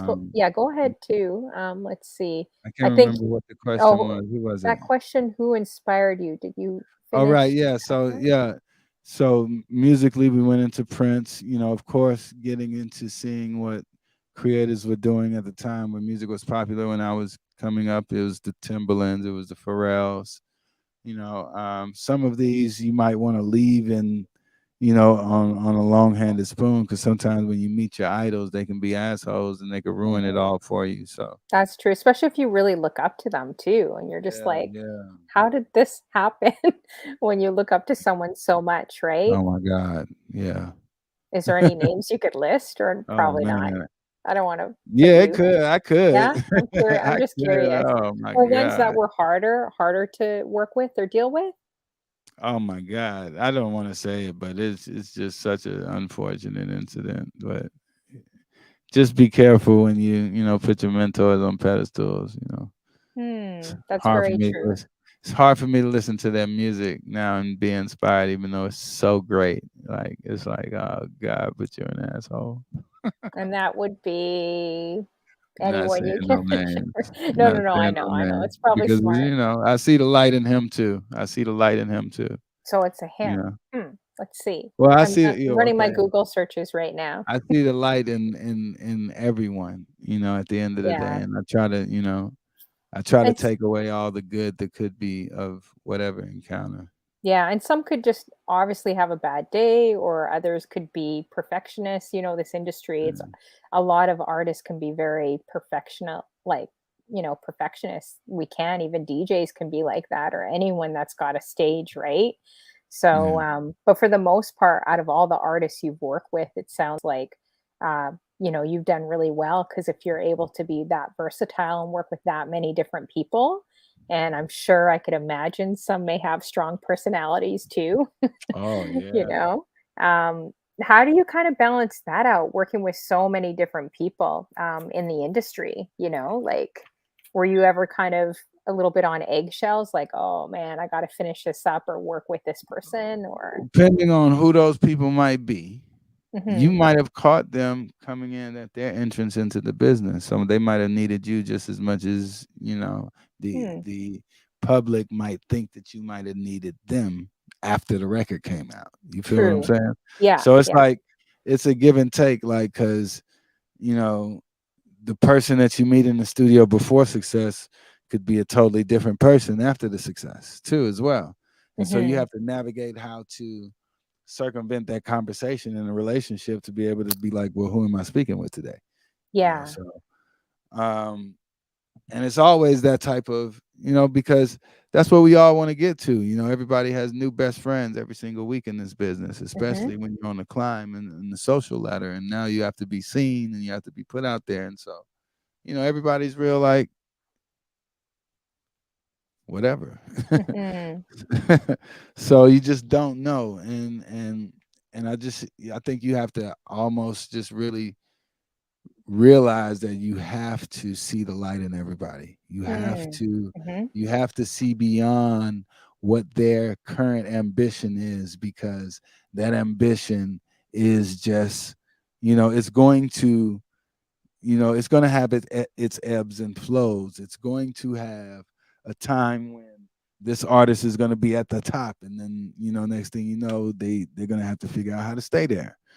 So those types of relationships are ever changing and ever molding when it comes to the necessity of how you present yourself as a servant in the business. And I just think that that's what, if we look at all of our um archetypes of deities like Jesus, these people were servants to their Yes. community. They were 100%. they were there to serve, and that's where I feel like the secrets are in the context of how we look at these archetypes in any religion that you might come from, to figure out how to Hmm. apply those moves that they make with all of these different types of scenarios, or serpents or hells or demons or anything that you might encounter, to realize that you can get through it, Hmm. that you could still persevere, and you can still see the light in people. So that's Hmm. how I deal with it. That's so true. Wow. Yeah, those are some definitely some deep words, what I call it is like a servant leader. Like, you could learn to be a leader, but the best leaders are the ones that serve in life, like serve Right. others. and they're not serving themselves, and yeah, so it's kind of interesting that you're talking about that, and I agree with you. I mean, full heartedly, I mean, I think Jesus was the ultimate, especially coming from Easter, thinking about it this weekend, he was the ultimate leader, in terms of being a servant leader for others, but also accepting people the way they were, which is hard for us to Right. do, especially if you in this industry when you get things thrown at you, or you may be trusting, and I'm sure you've encountered all kinds of things working with various artists, and doing different things in your lifetime. I'm sure you could kind of gauge, different I've people that are I've real, seen or so many people that have things. egos. Yeah, I could definitely see that. But then what keeps you, like, I guess I go back to the question because I'm so intrigued by that.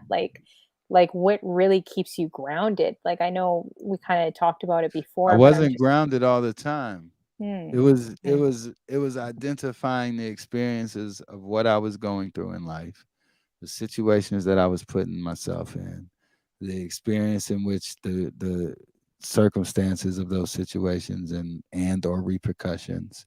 It's putting all of those things into a real life experience that I then had to regurgitate creatively somehow in a mhm, business that really didn't care about how I regurgitated it. We just need you to make another Ludacris hit. We just need you to exactly. make another Chris Brown hit. We just need you to make another Aaliyah hit.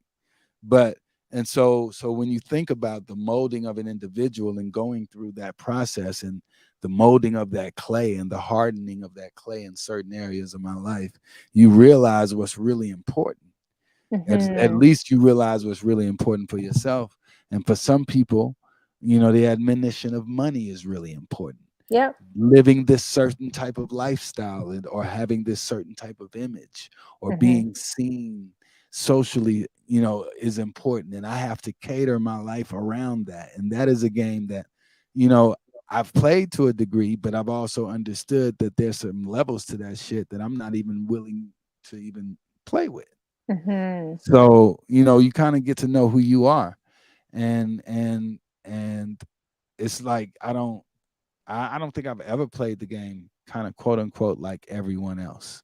But I think it's also an individual process that each person has their own hero's journey. It's interesting because DJ Classics, shouts out to DJ Classics, another Twitch experience that has enlightened me to a degree of Yeah, she's understanding. Like amazing. even this is like understanding what your own hero's journey is. She had this Mhm. presentation where she presented this video called The Hero's Journey, Mhm. and it made me realize like all of this stuff is really an individual thing, circumstance and cause and effect, and all of these things play a part. So I got to the point of realizing that I'm not grounded. Hmm. I was in Atlanta in the strip clubs 5 days a week. Mhm. That's part of the Atlanta culture.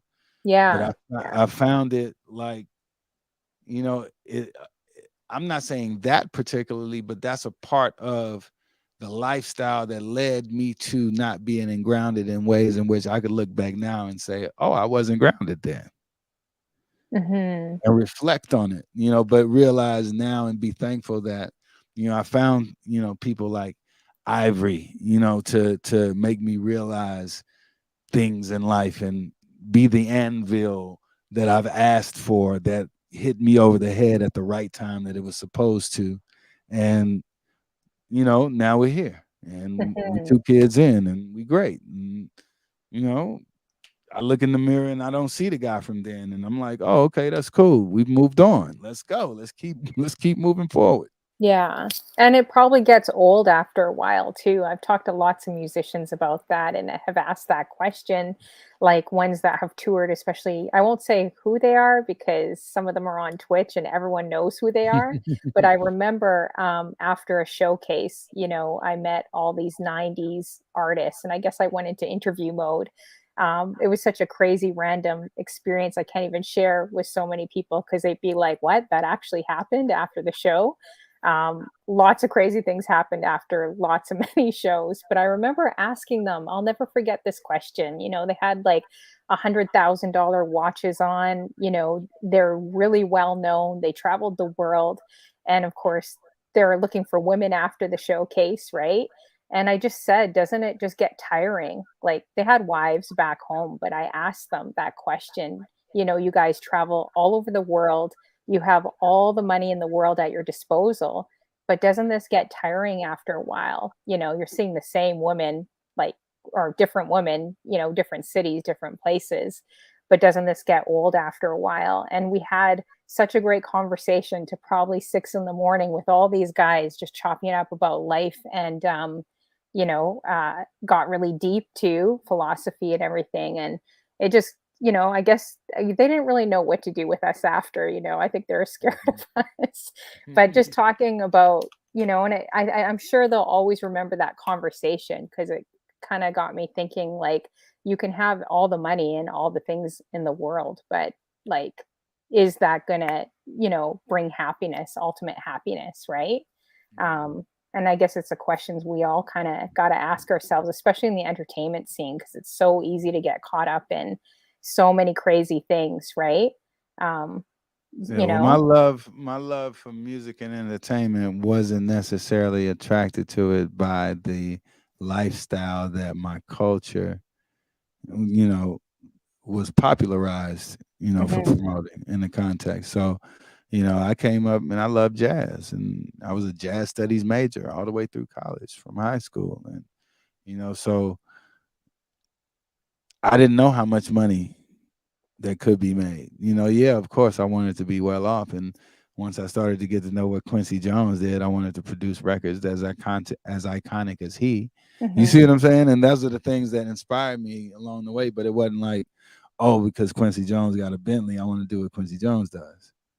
I Yeah. never saw Quincy Jones in a Bentley. I was just thinking about what he was doing in the studio. That's it.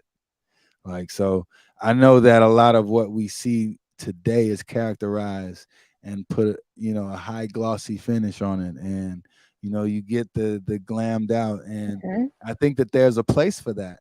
And I think that our community wears it well in the context for what it represents, for our community, but I think also inside of our community, we have to understand what that is and know that it's entertaining to everyone else. And so when Hmm. the entertainment doesn't necessarily mix with the historical representation of the culture, then caricatures can be made out of our culture. And then that's where the influence can get a little bit skewed. You feel Hmm. me? Yeah. And Yeah. so, whereas like, I was listening to NWA Hmm.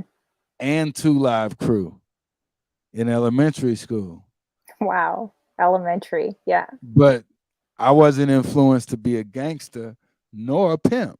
Hmm. You see what I'm saying? I love Hmm. the music and I Yeah. understood the message underlying what it represented in our community at that time. So there was something different when it comes to my influence and what attracts me to this life, Hmm. being a creative person. And everybody has their different reasons for it. Yeah, that's very true. That is true. DJ Staples asked another great question. He says, did the pandemic affect your career, or did you continue to work as well? I think the pandemic affected everyone Yes. professionally in some way or another.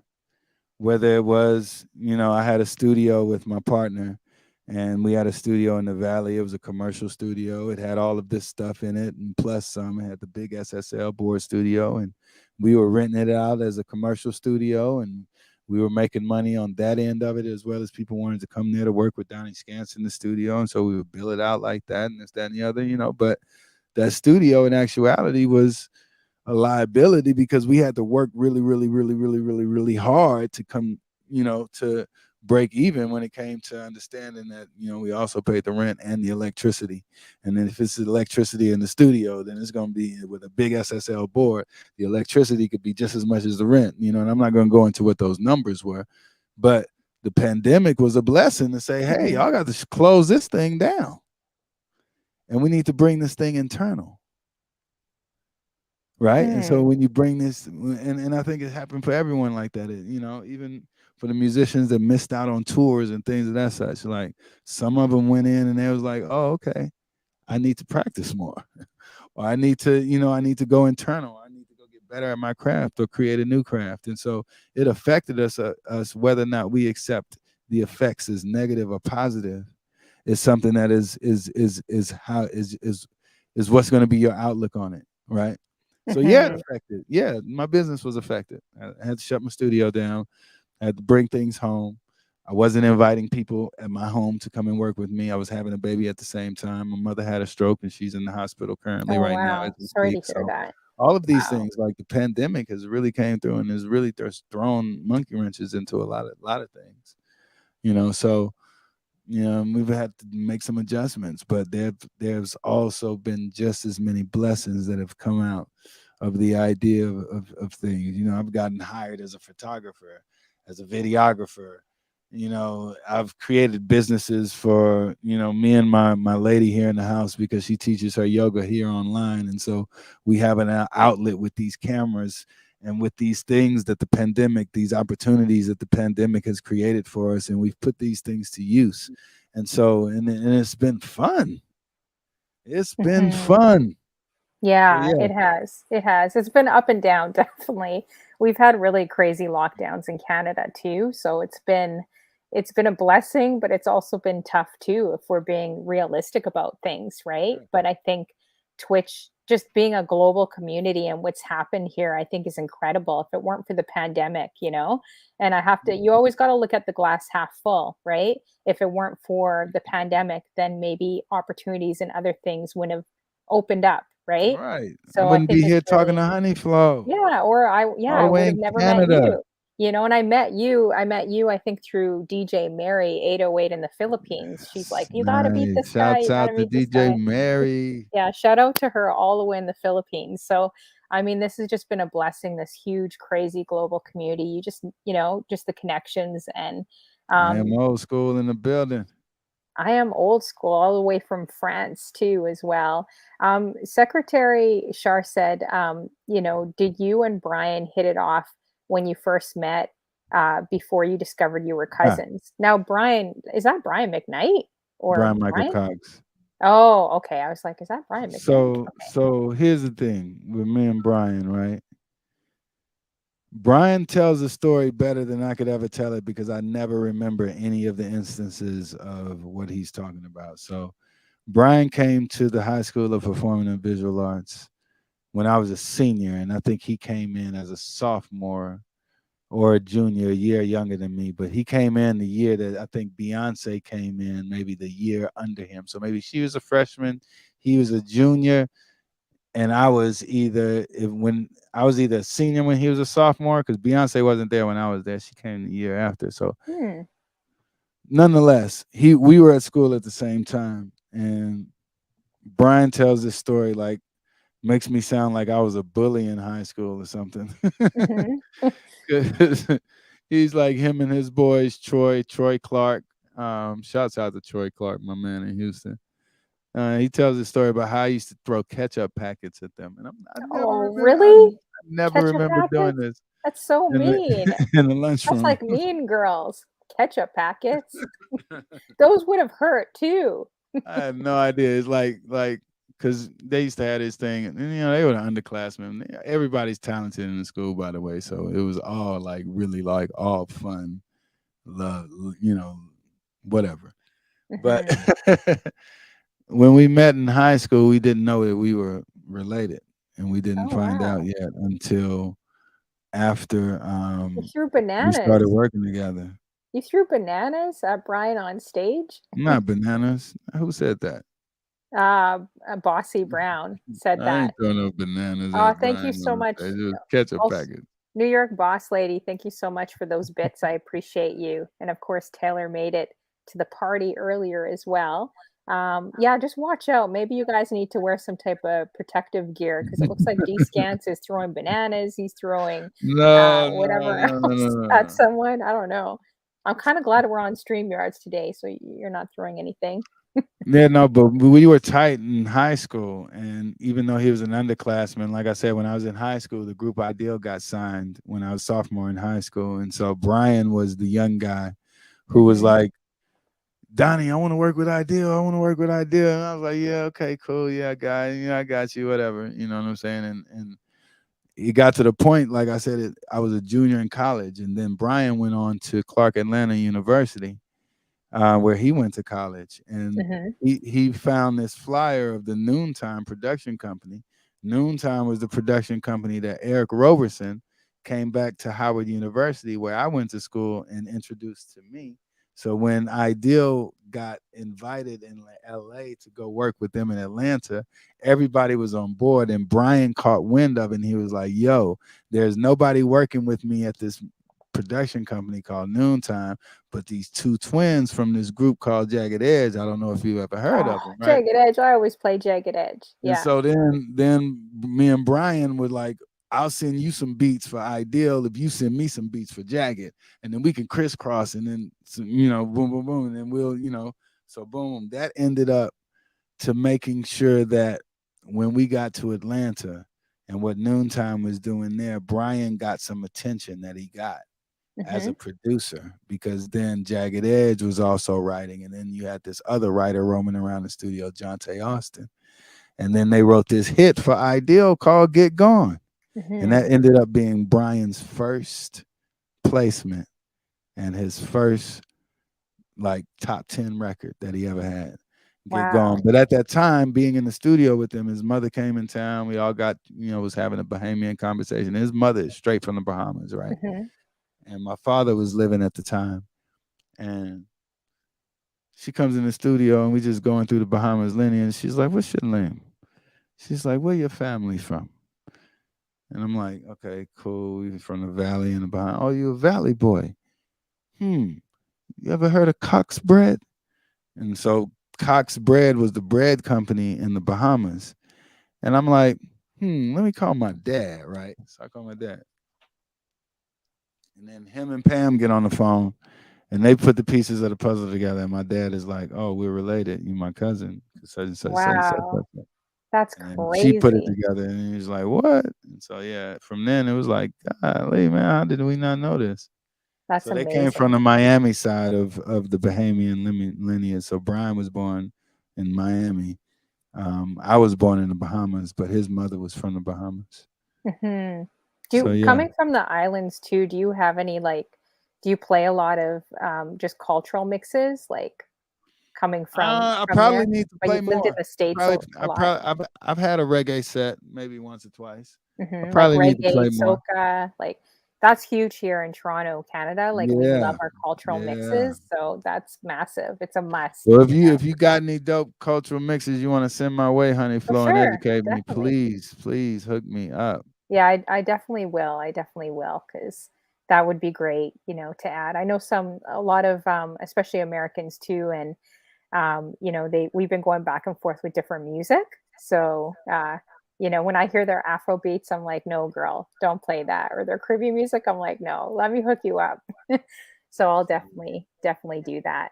Thank Um, you. I'm gonna yeah, hold you to that. I'm gonna hold you to it. I need it. yeah, no, I definitely will. So we have a few minutes left, guys. Oh, I just saw a question. I think I just misplaced it. Here it is. I thought this was a really great question.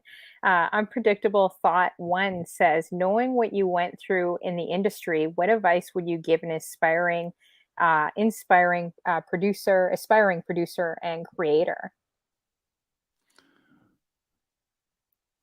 I would say know that you do have a voice in the room. And Hmm. at this particular point, everybody's voice is valid. So when it comes to being in the business, you have to know what you have to do. Like you have to be involved in everything that the business is involved in now. So be knowledgeable about the business, but know that you have a voice. Know that your shit matters. Yeah. Did you ever feel like, because I know you have your prices and everything online, and correct me because I'm not super familiar, of course, with engineering and producing, but was there ever a time where you kind of like underestimated your value and and then you realize you're like, shoot, this was like a hit song, or this went a lot further than it should. Like, did you actually get, I guess, royalties or what you deserved? Or were there any incidences where, Mm.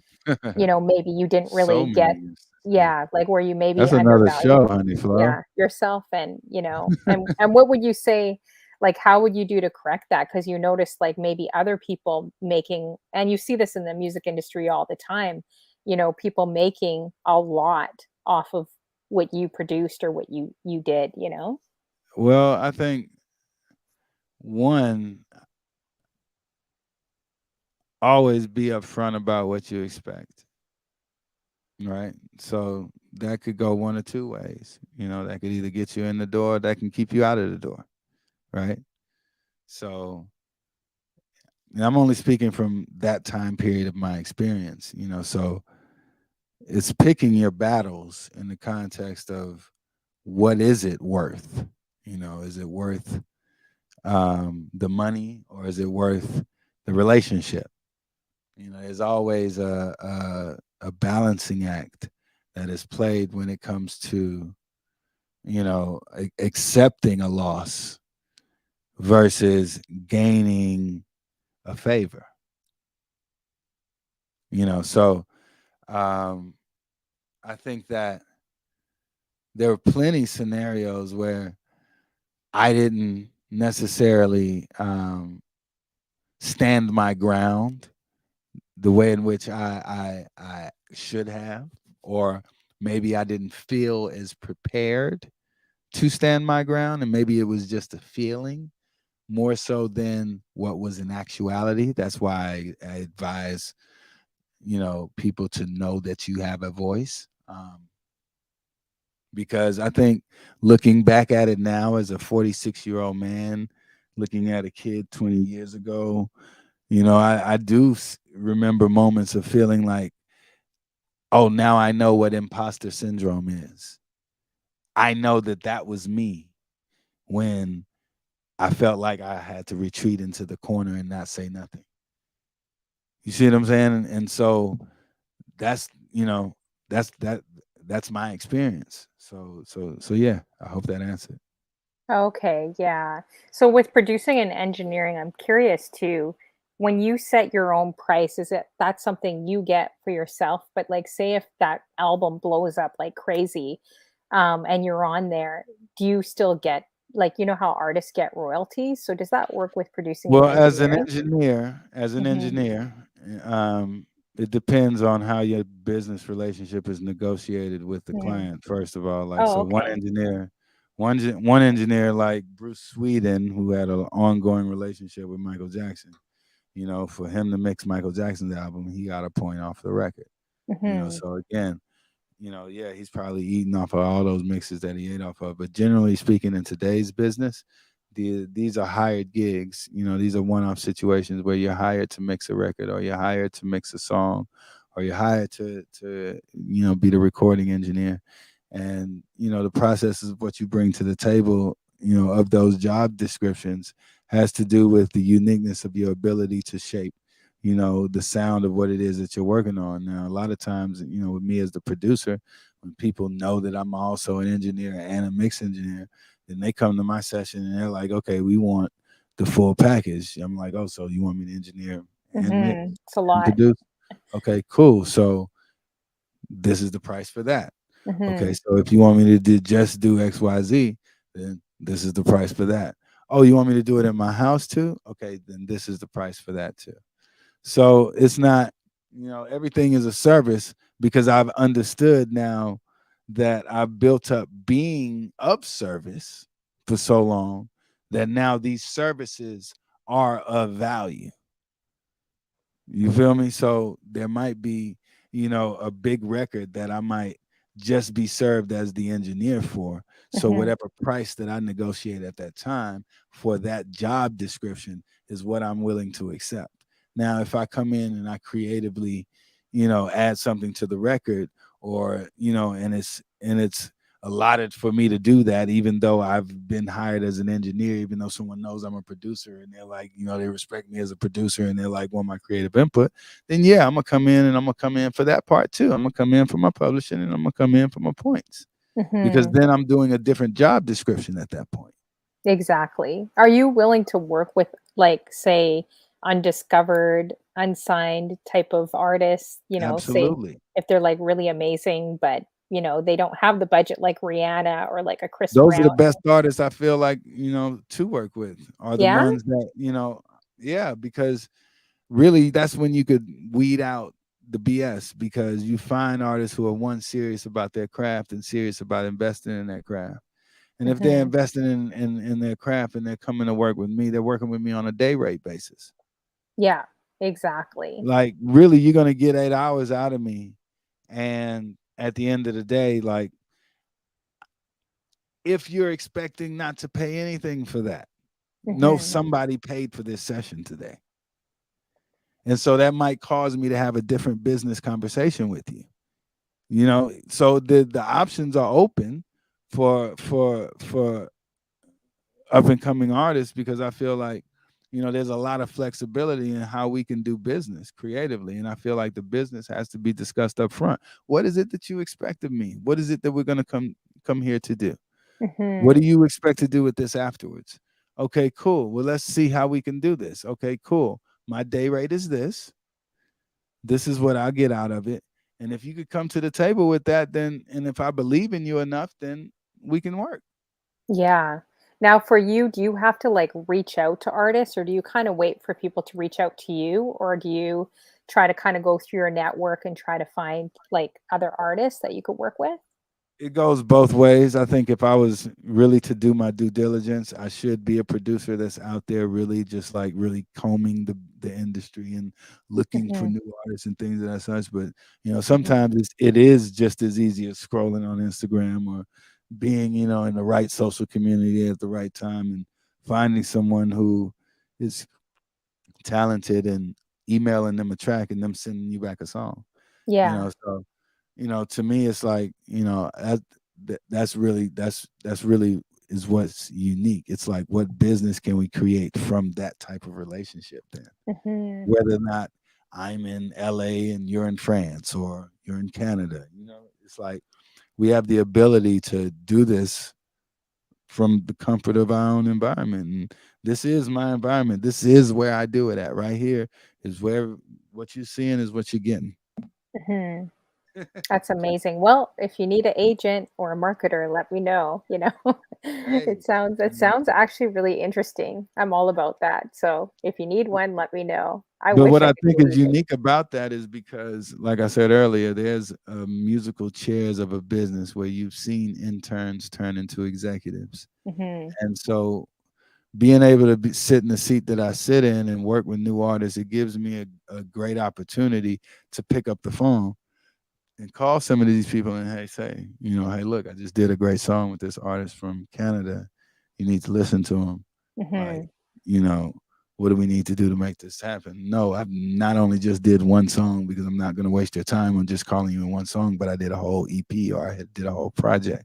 And then that makes the business relationship that you have with the artist and what could potentially happen after that, you know, the sky's the limit, you know. Yeah, it is. I'm gonna try to link. No, I mean, you already know so many people in the industry, but I think you and like I'm having Michael Motion come on my show soon, like I mentioned, and I really think I don't know. I just feel like you guys could be magic together. He's like a really down to earth guy, but he's also worked and nice. had an extensive resume with Janet Jackson and so many other people in the industry too.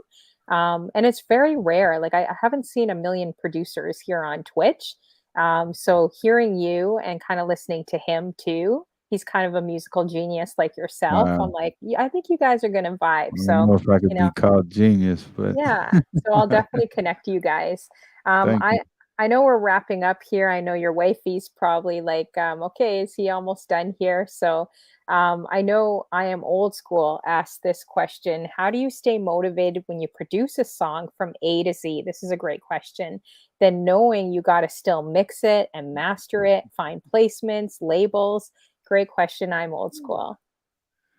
Well, honestly, sometimes a lot of those songs just sit on the hard drive until you are motivated to pull them out and catalog them for specific projects, whether it be, going to your publisher. Like I'm published with Warner Chappell Music. And so it's figuring out, okay, who's working in the department that represents me this week, because it's such a revolving Mhm. door over there that sometimes it's hard to even find where those placements are going to go. So a lot of the staying motivated is not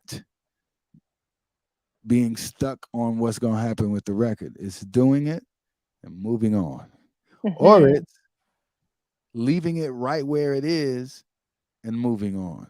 It's accepting what's happening with it at that particular moment. Now, if I'm trying to specifically complete something and I have all of those hats that you just mentioned, as far as producing, mixing, mastering, and all the things that you just mentioned, that would be something that I would, because I said it's a long process for me.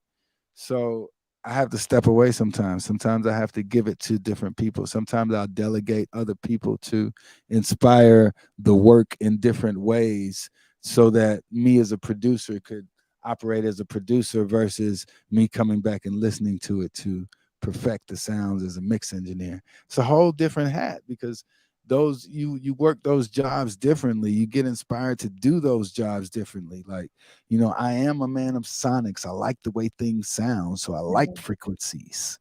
I like it. So I can dive into the chair of a mix engineer and just be loving that part of the creative process. But that's a whole different area. So it is hard, but you got to step away and you got to step out and sometimes, you know, do something else. Go DJ. Yeah, it's so true. Right.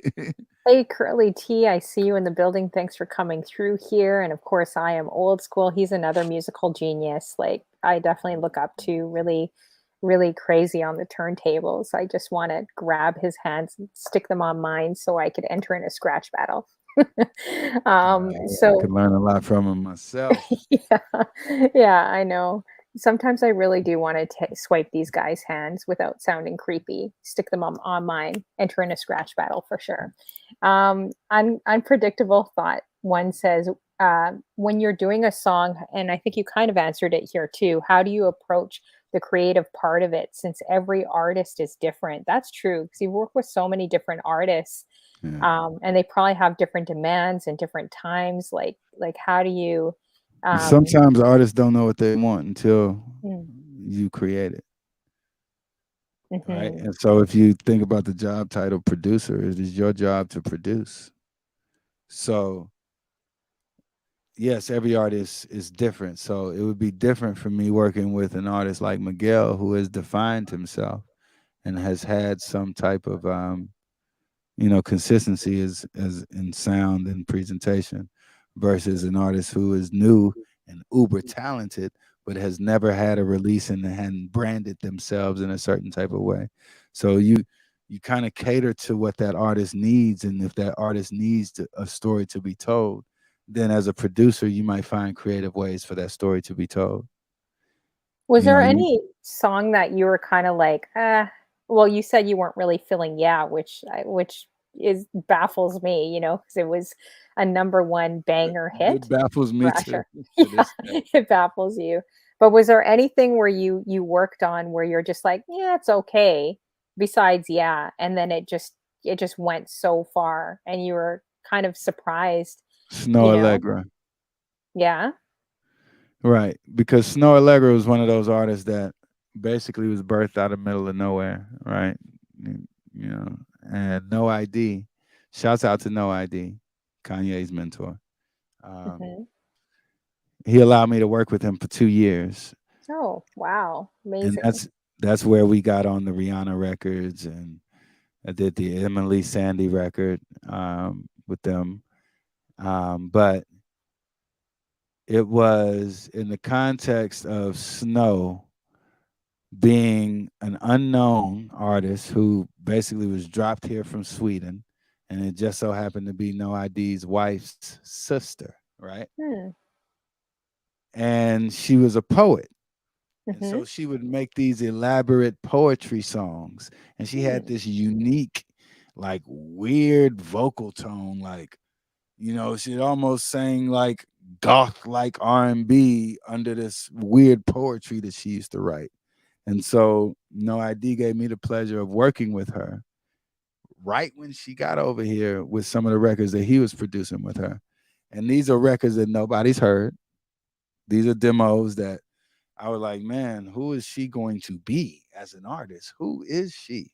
Like I couldn't figure it out, but obviously No ID had the genius brain behind him to understand the potential for her to be molded a certain kind of way.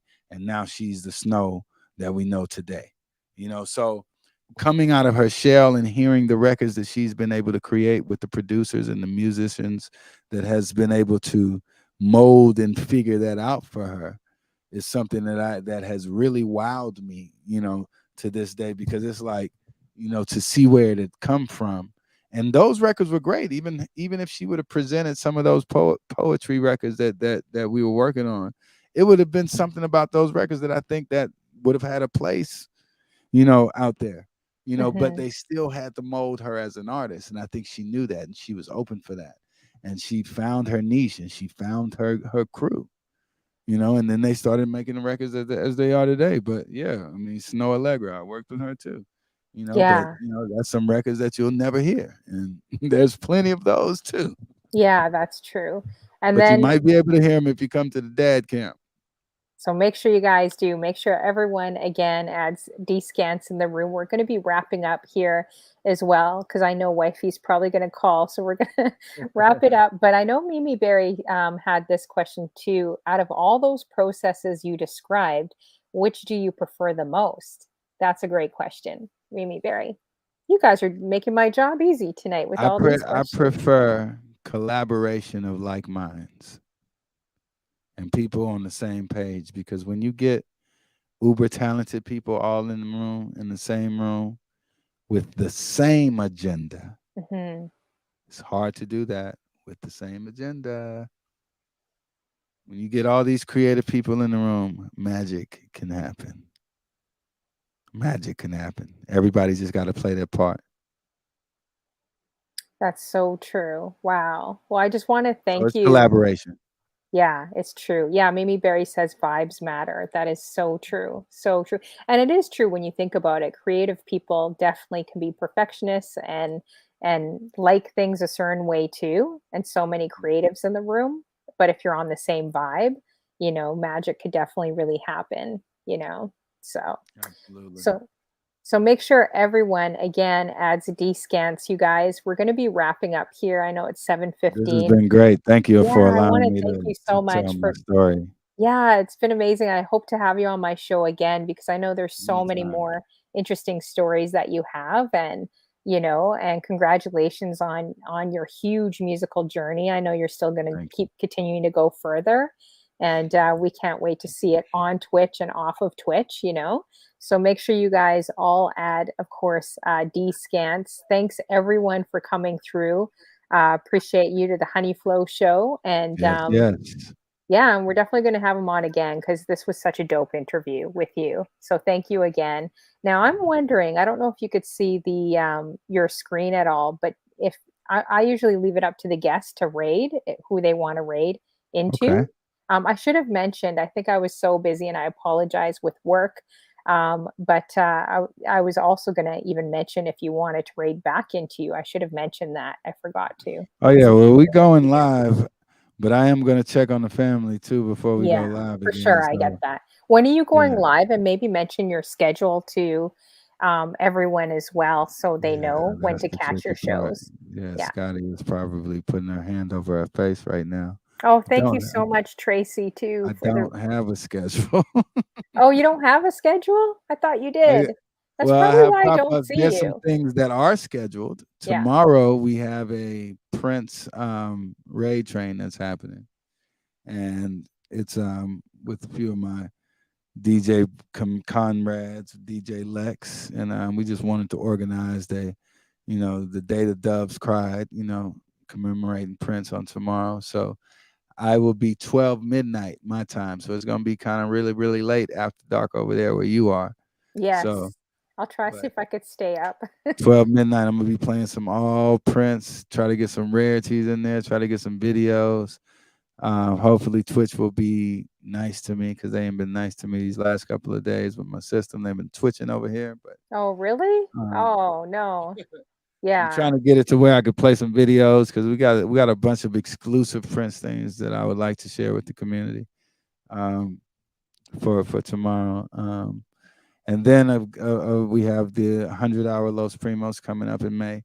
So just be on the lookout, people. We're gonna put out some information on that. As far as my personal schedule, I'm usually up on a late night, and so I'm trying to Twitch as often as I can. So cut those notifications on.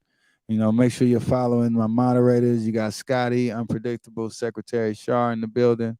Those people definitely are the ones that know what's up. Yeah, thank you guys so much. Make sure again you guys add Dscantz. His Twitch is down here. You could also Google him on. You have a different user ID on Instagram, right? Yeah, From it's what I noticed. DS3_333. Yeah, but when I also type in Dscantz, I get him as well. So make sure Yeah, you guys add him. Thank you so much, Tracy Renee, 6 months strong, for subscribing to my show and supporting it. I appreciate you, and of course, New York Boss Lady for those bits. Always a awesome true lady. supporter.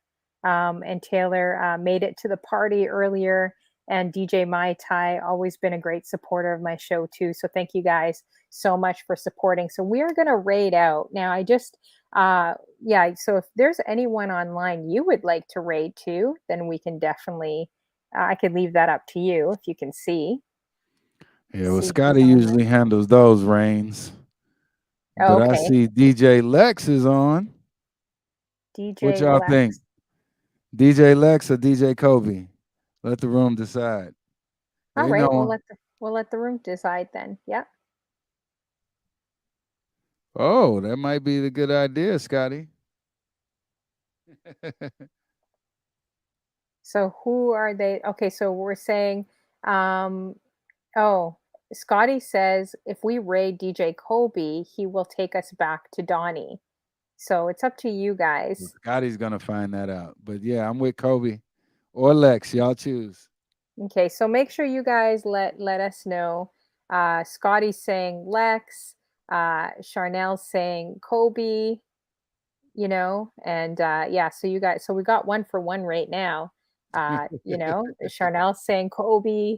I feel like I'm in like a Raptors arena right now. Uh-oh. Lex is saying, or Scotty's saying Lex. Should I bring up the Raptors to you? uh, are you a basketball fan too? I'm a huge basketball fan and football fan. Are you basketball or any sports? No, I'm not a Oh, sports you're guy. not? Oh, Only okay. around playoff time though. Yeah, I like exactly. watching it during playoff time. Like you couldn't ask me anything about the season because I wouldn't know. Okay, so we got 2 for Kobe. Are we gonna go We with going Kobe, to guys? Kobe. Yeah, We going DJ Kobe? Kobe 64. Okay. Oh yeah, game time tonight for us. Hopefully we don't get swept at all. Hopefully they hide the broomsticks in the closet with the Raptors. Okay, so we are going to go to DJ Kobe. That's Trying his to see link if I down there. have. Oh, okay, yeah, that's what I was trying to look for. Let's see, Kobe. I think I have him on my thing here. DJ Kobe, 64. Yes. Actually, where is he from again? Because I've seen him a few He's from times. Michigan. He's from Oh, Michigan. Mich He's the oh, one yeah, it that says Michigan. that Yeah. flew in for our 100 hours. Oh, wow. Okay. Yeah. 100 hours, that's crazy. So, okay, so Mimi Berry, you're able to rate us or you're able to rate into DJ Kobe. That would be amazing. I appreciate that, Mimi Where'd he Berry. go? Is he still on? Y'all still Y- see Kobe? Yeah, I hope he's still on. Okay. Let's just double check. Oh, shoot, guys. Is he still on? No, I think he went off. Are you guys seeing? Actually, maybe stop the raid. It looks like he went off. Alrighty then. So then the next was, yeah, it looks like he actually just went off. Does it look like he went off to you guys? Because I'm looking here. Yeah, he's offline. So Yeah. let's go DJ to, Lex. oh, Bossy Brown says I still see him. I'm showing him as off. and I'm showing that he's, you know, yeah, I'm showing that he's showcasing Happy 420, I think, and Yeah. he's totally offline. Yeah, he just logged off. Okay. Yeah. He rated DJ Lex. So we going to Oh, DJ Lex. did he raid DJ Lex? Yeah, I'm because he's just hosting looking DJ Lex right now. at, Go to DJ Lex. Go to is DJ Lex. okay, is DJ Lex Happy 420? Because it's showing Yes. Happy 420. Yes. Yes. Yes. Happy Okay. 420 Oh, is DJ DJ. Lex. Okay, there we go.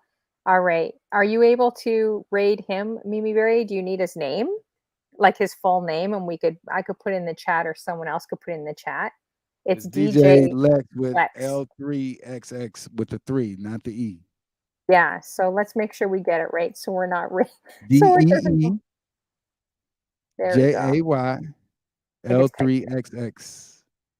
Okay, good. Thanks, guys, for putting it in, Scotty and everyone else. Okay, so Mimi Berry says she's got it. Yeah, so let's raid into him. Make sure you guys throw up my emotes. And thank you guys so much for joining the Honeyflow show. Thank you again Thank for you. this Thank you. dope interview. It was really, really great. And for sticking around a little bit longer with me. And hopefully, All good. we'll be Anytime. able to connect a little bit more too.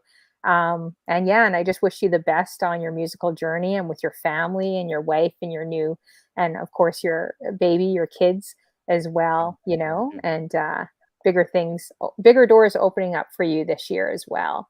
So Absolutely. let's see. And thank you guys again for joining the Honey Flow show. It's always great seeing you guys. Mimi Berry says we are going. So yeah, so make sure you guys stick around for the raid. Throw out my emotes. Say hello to him as well. DJ Lex in the building. Should be fun as well. Yeah. Yeah, Yeah. Dscantz, you just said we're incoming. Good heads up. So let's see if this, I'll see. Usually a raid takes a minute to go through. Wow, the 2 hours, 2.5 hours went so fast with you as well. So many more questions, Great. but it was That's so fun great. just Well, learning about your anytime. I'll journey. be back anytime. All you gotta do is just send me a link. I'll pop in anytime. Yeah, definitely. So again, add Dscantz, you guys. Incredible person, and you know, and you guys could check out and support. And if you're a musician out there and you want to work with a really great engineer producer, you know, and I could already think of some people in Canada that I'm trying to get on for interviews out here. So I'm definitely going to link you guys up because there's some serious veterans in the game out here, and I think it would be amazing if you guys connected too. So, all right, Perfect. let's see. It looks like, Perfect. oh, I think it just, did it There we just go go. through? All right, it Yep. went right through. Okay, thank you again. Thank you. And we will definitely talk soon. Make sure you guys check out Dscantz and his shows as well. So thank you again and have a great night, great week ahead, and we'll talk then. All righty. Okay, take care. See ya. Thank you. Talk to you later. All right, bye. Bye.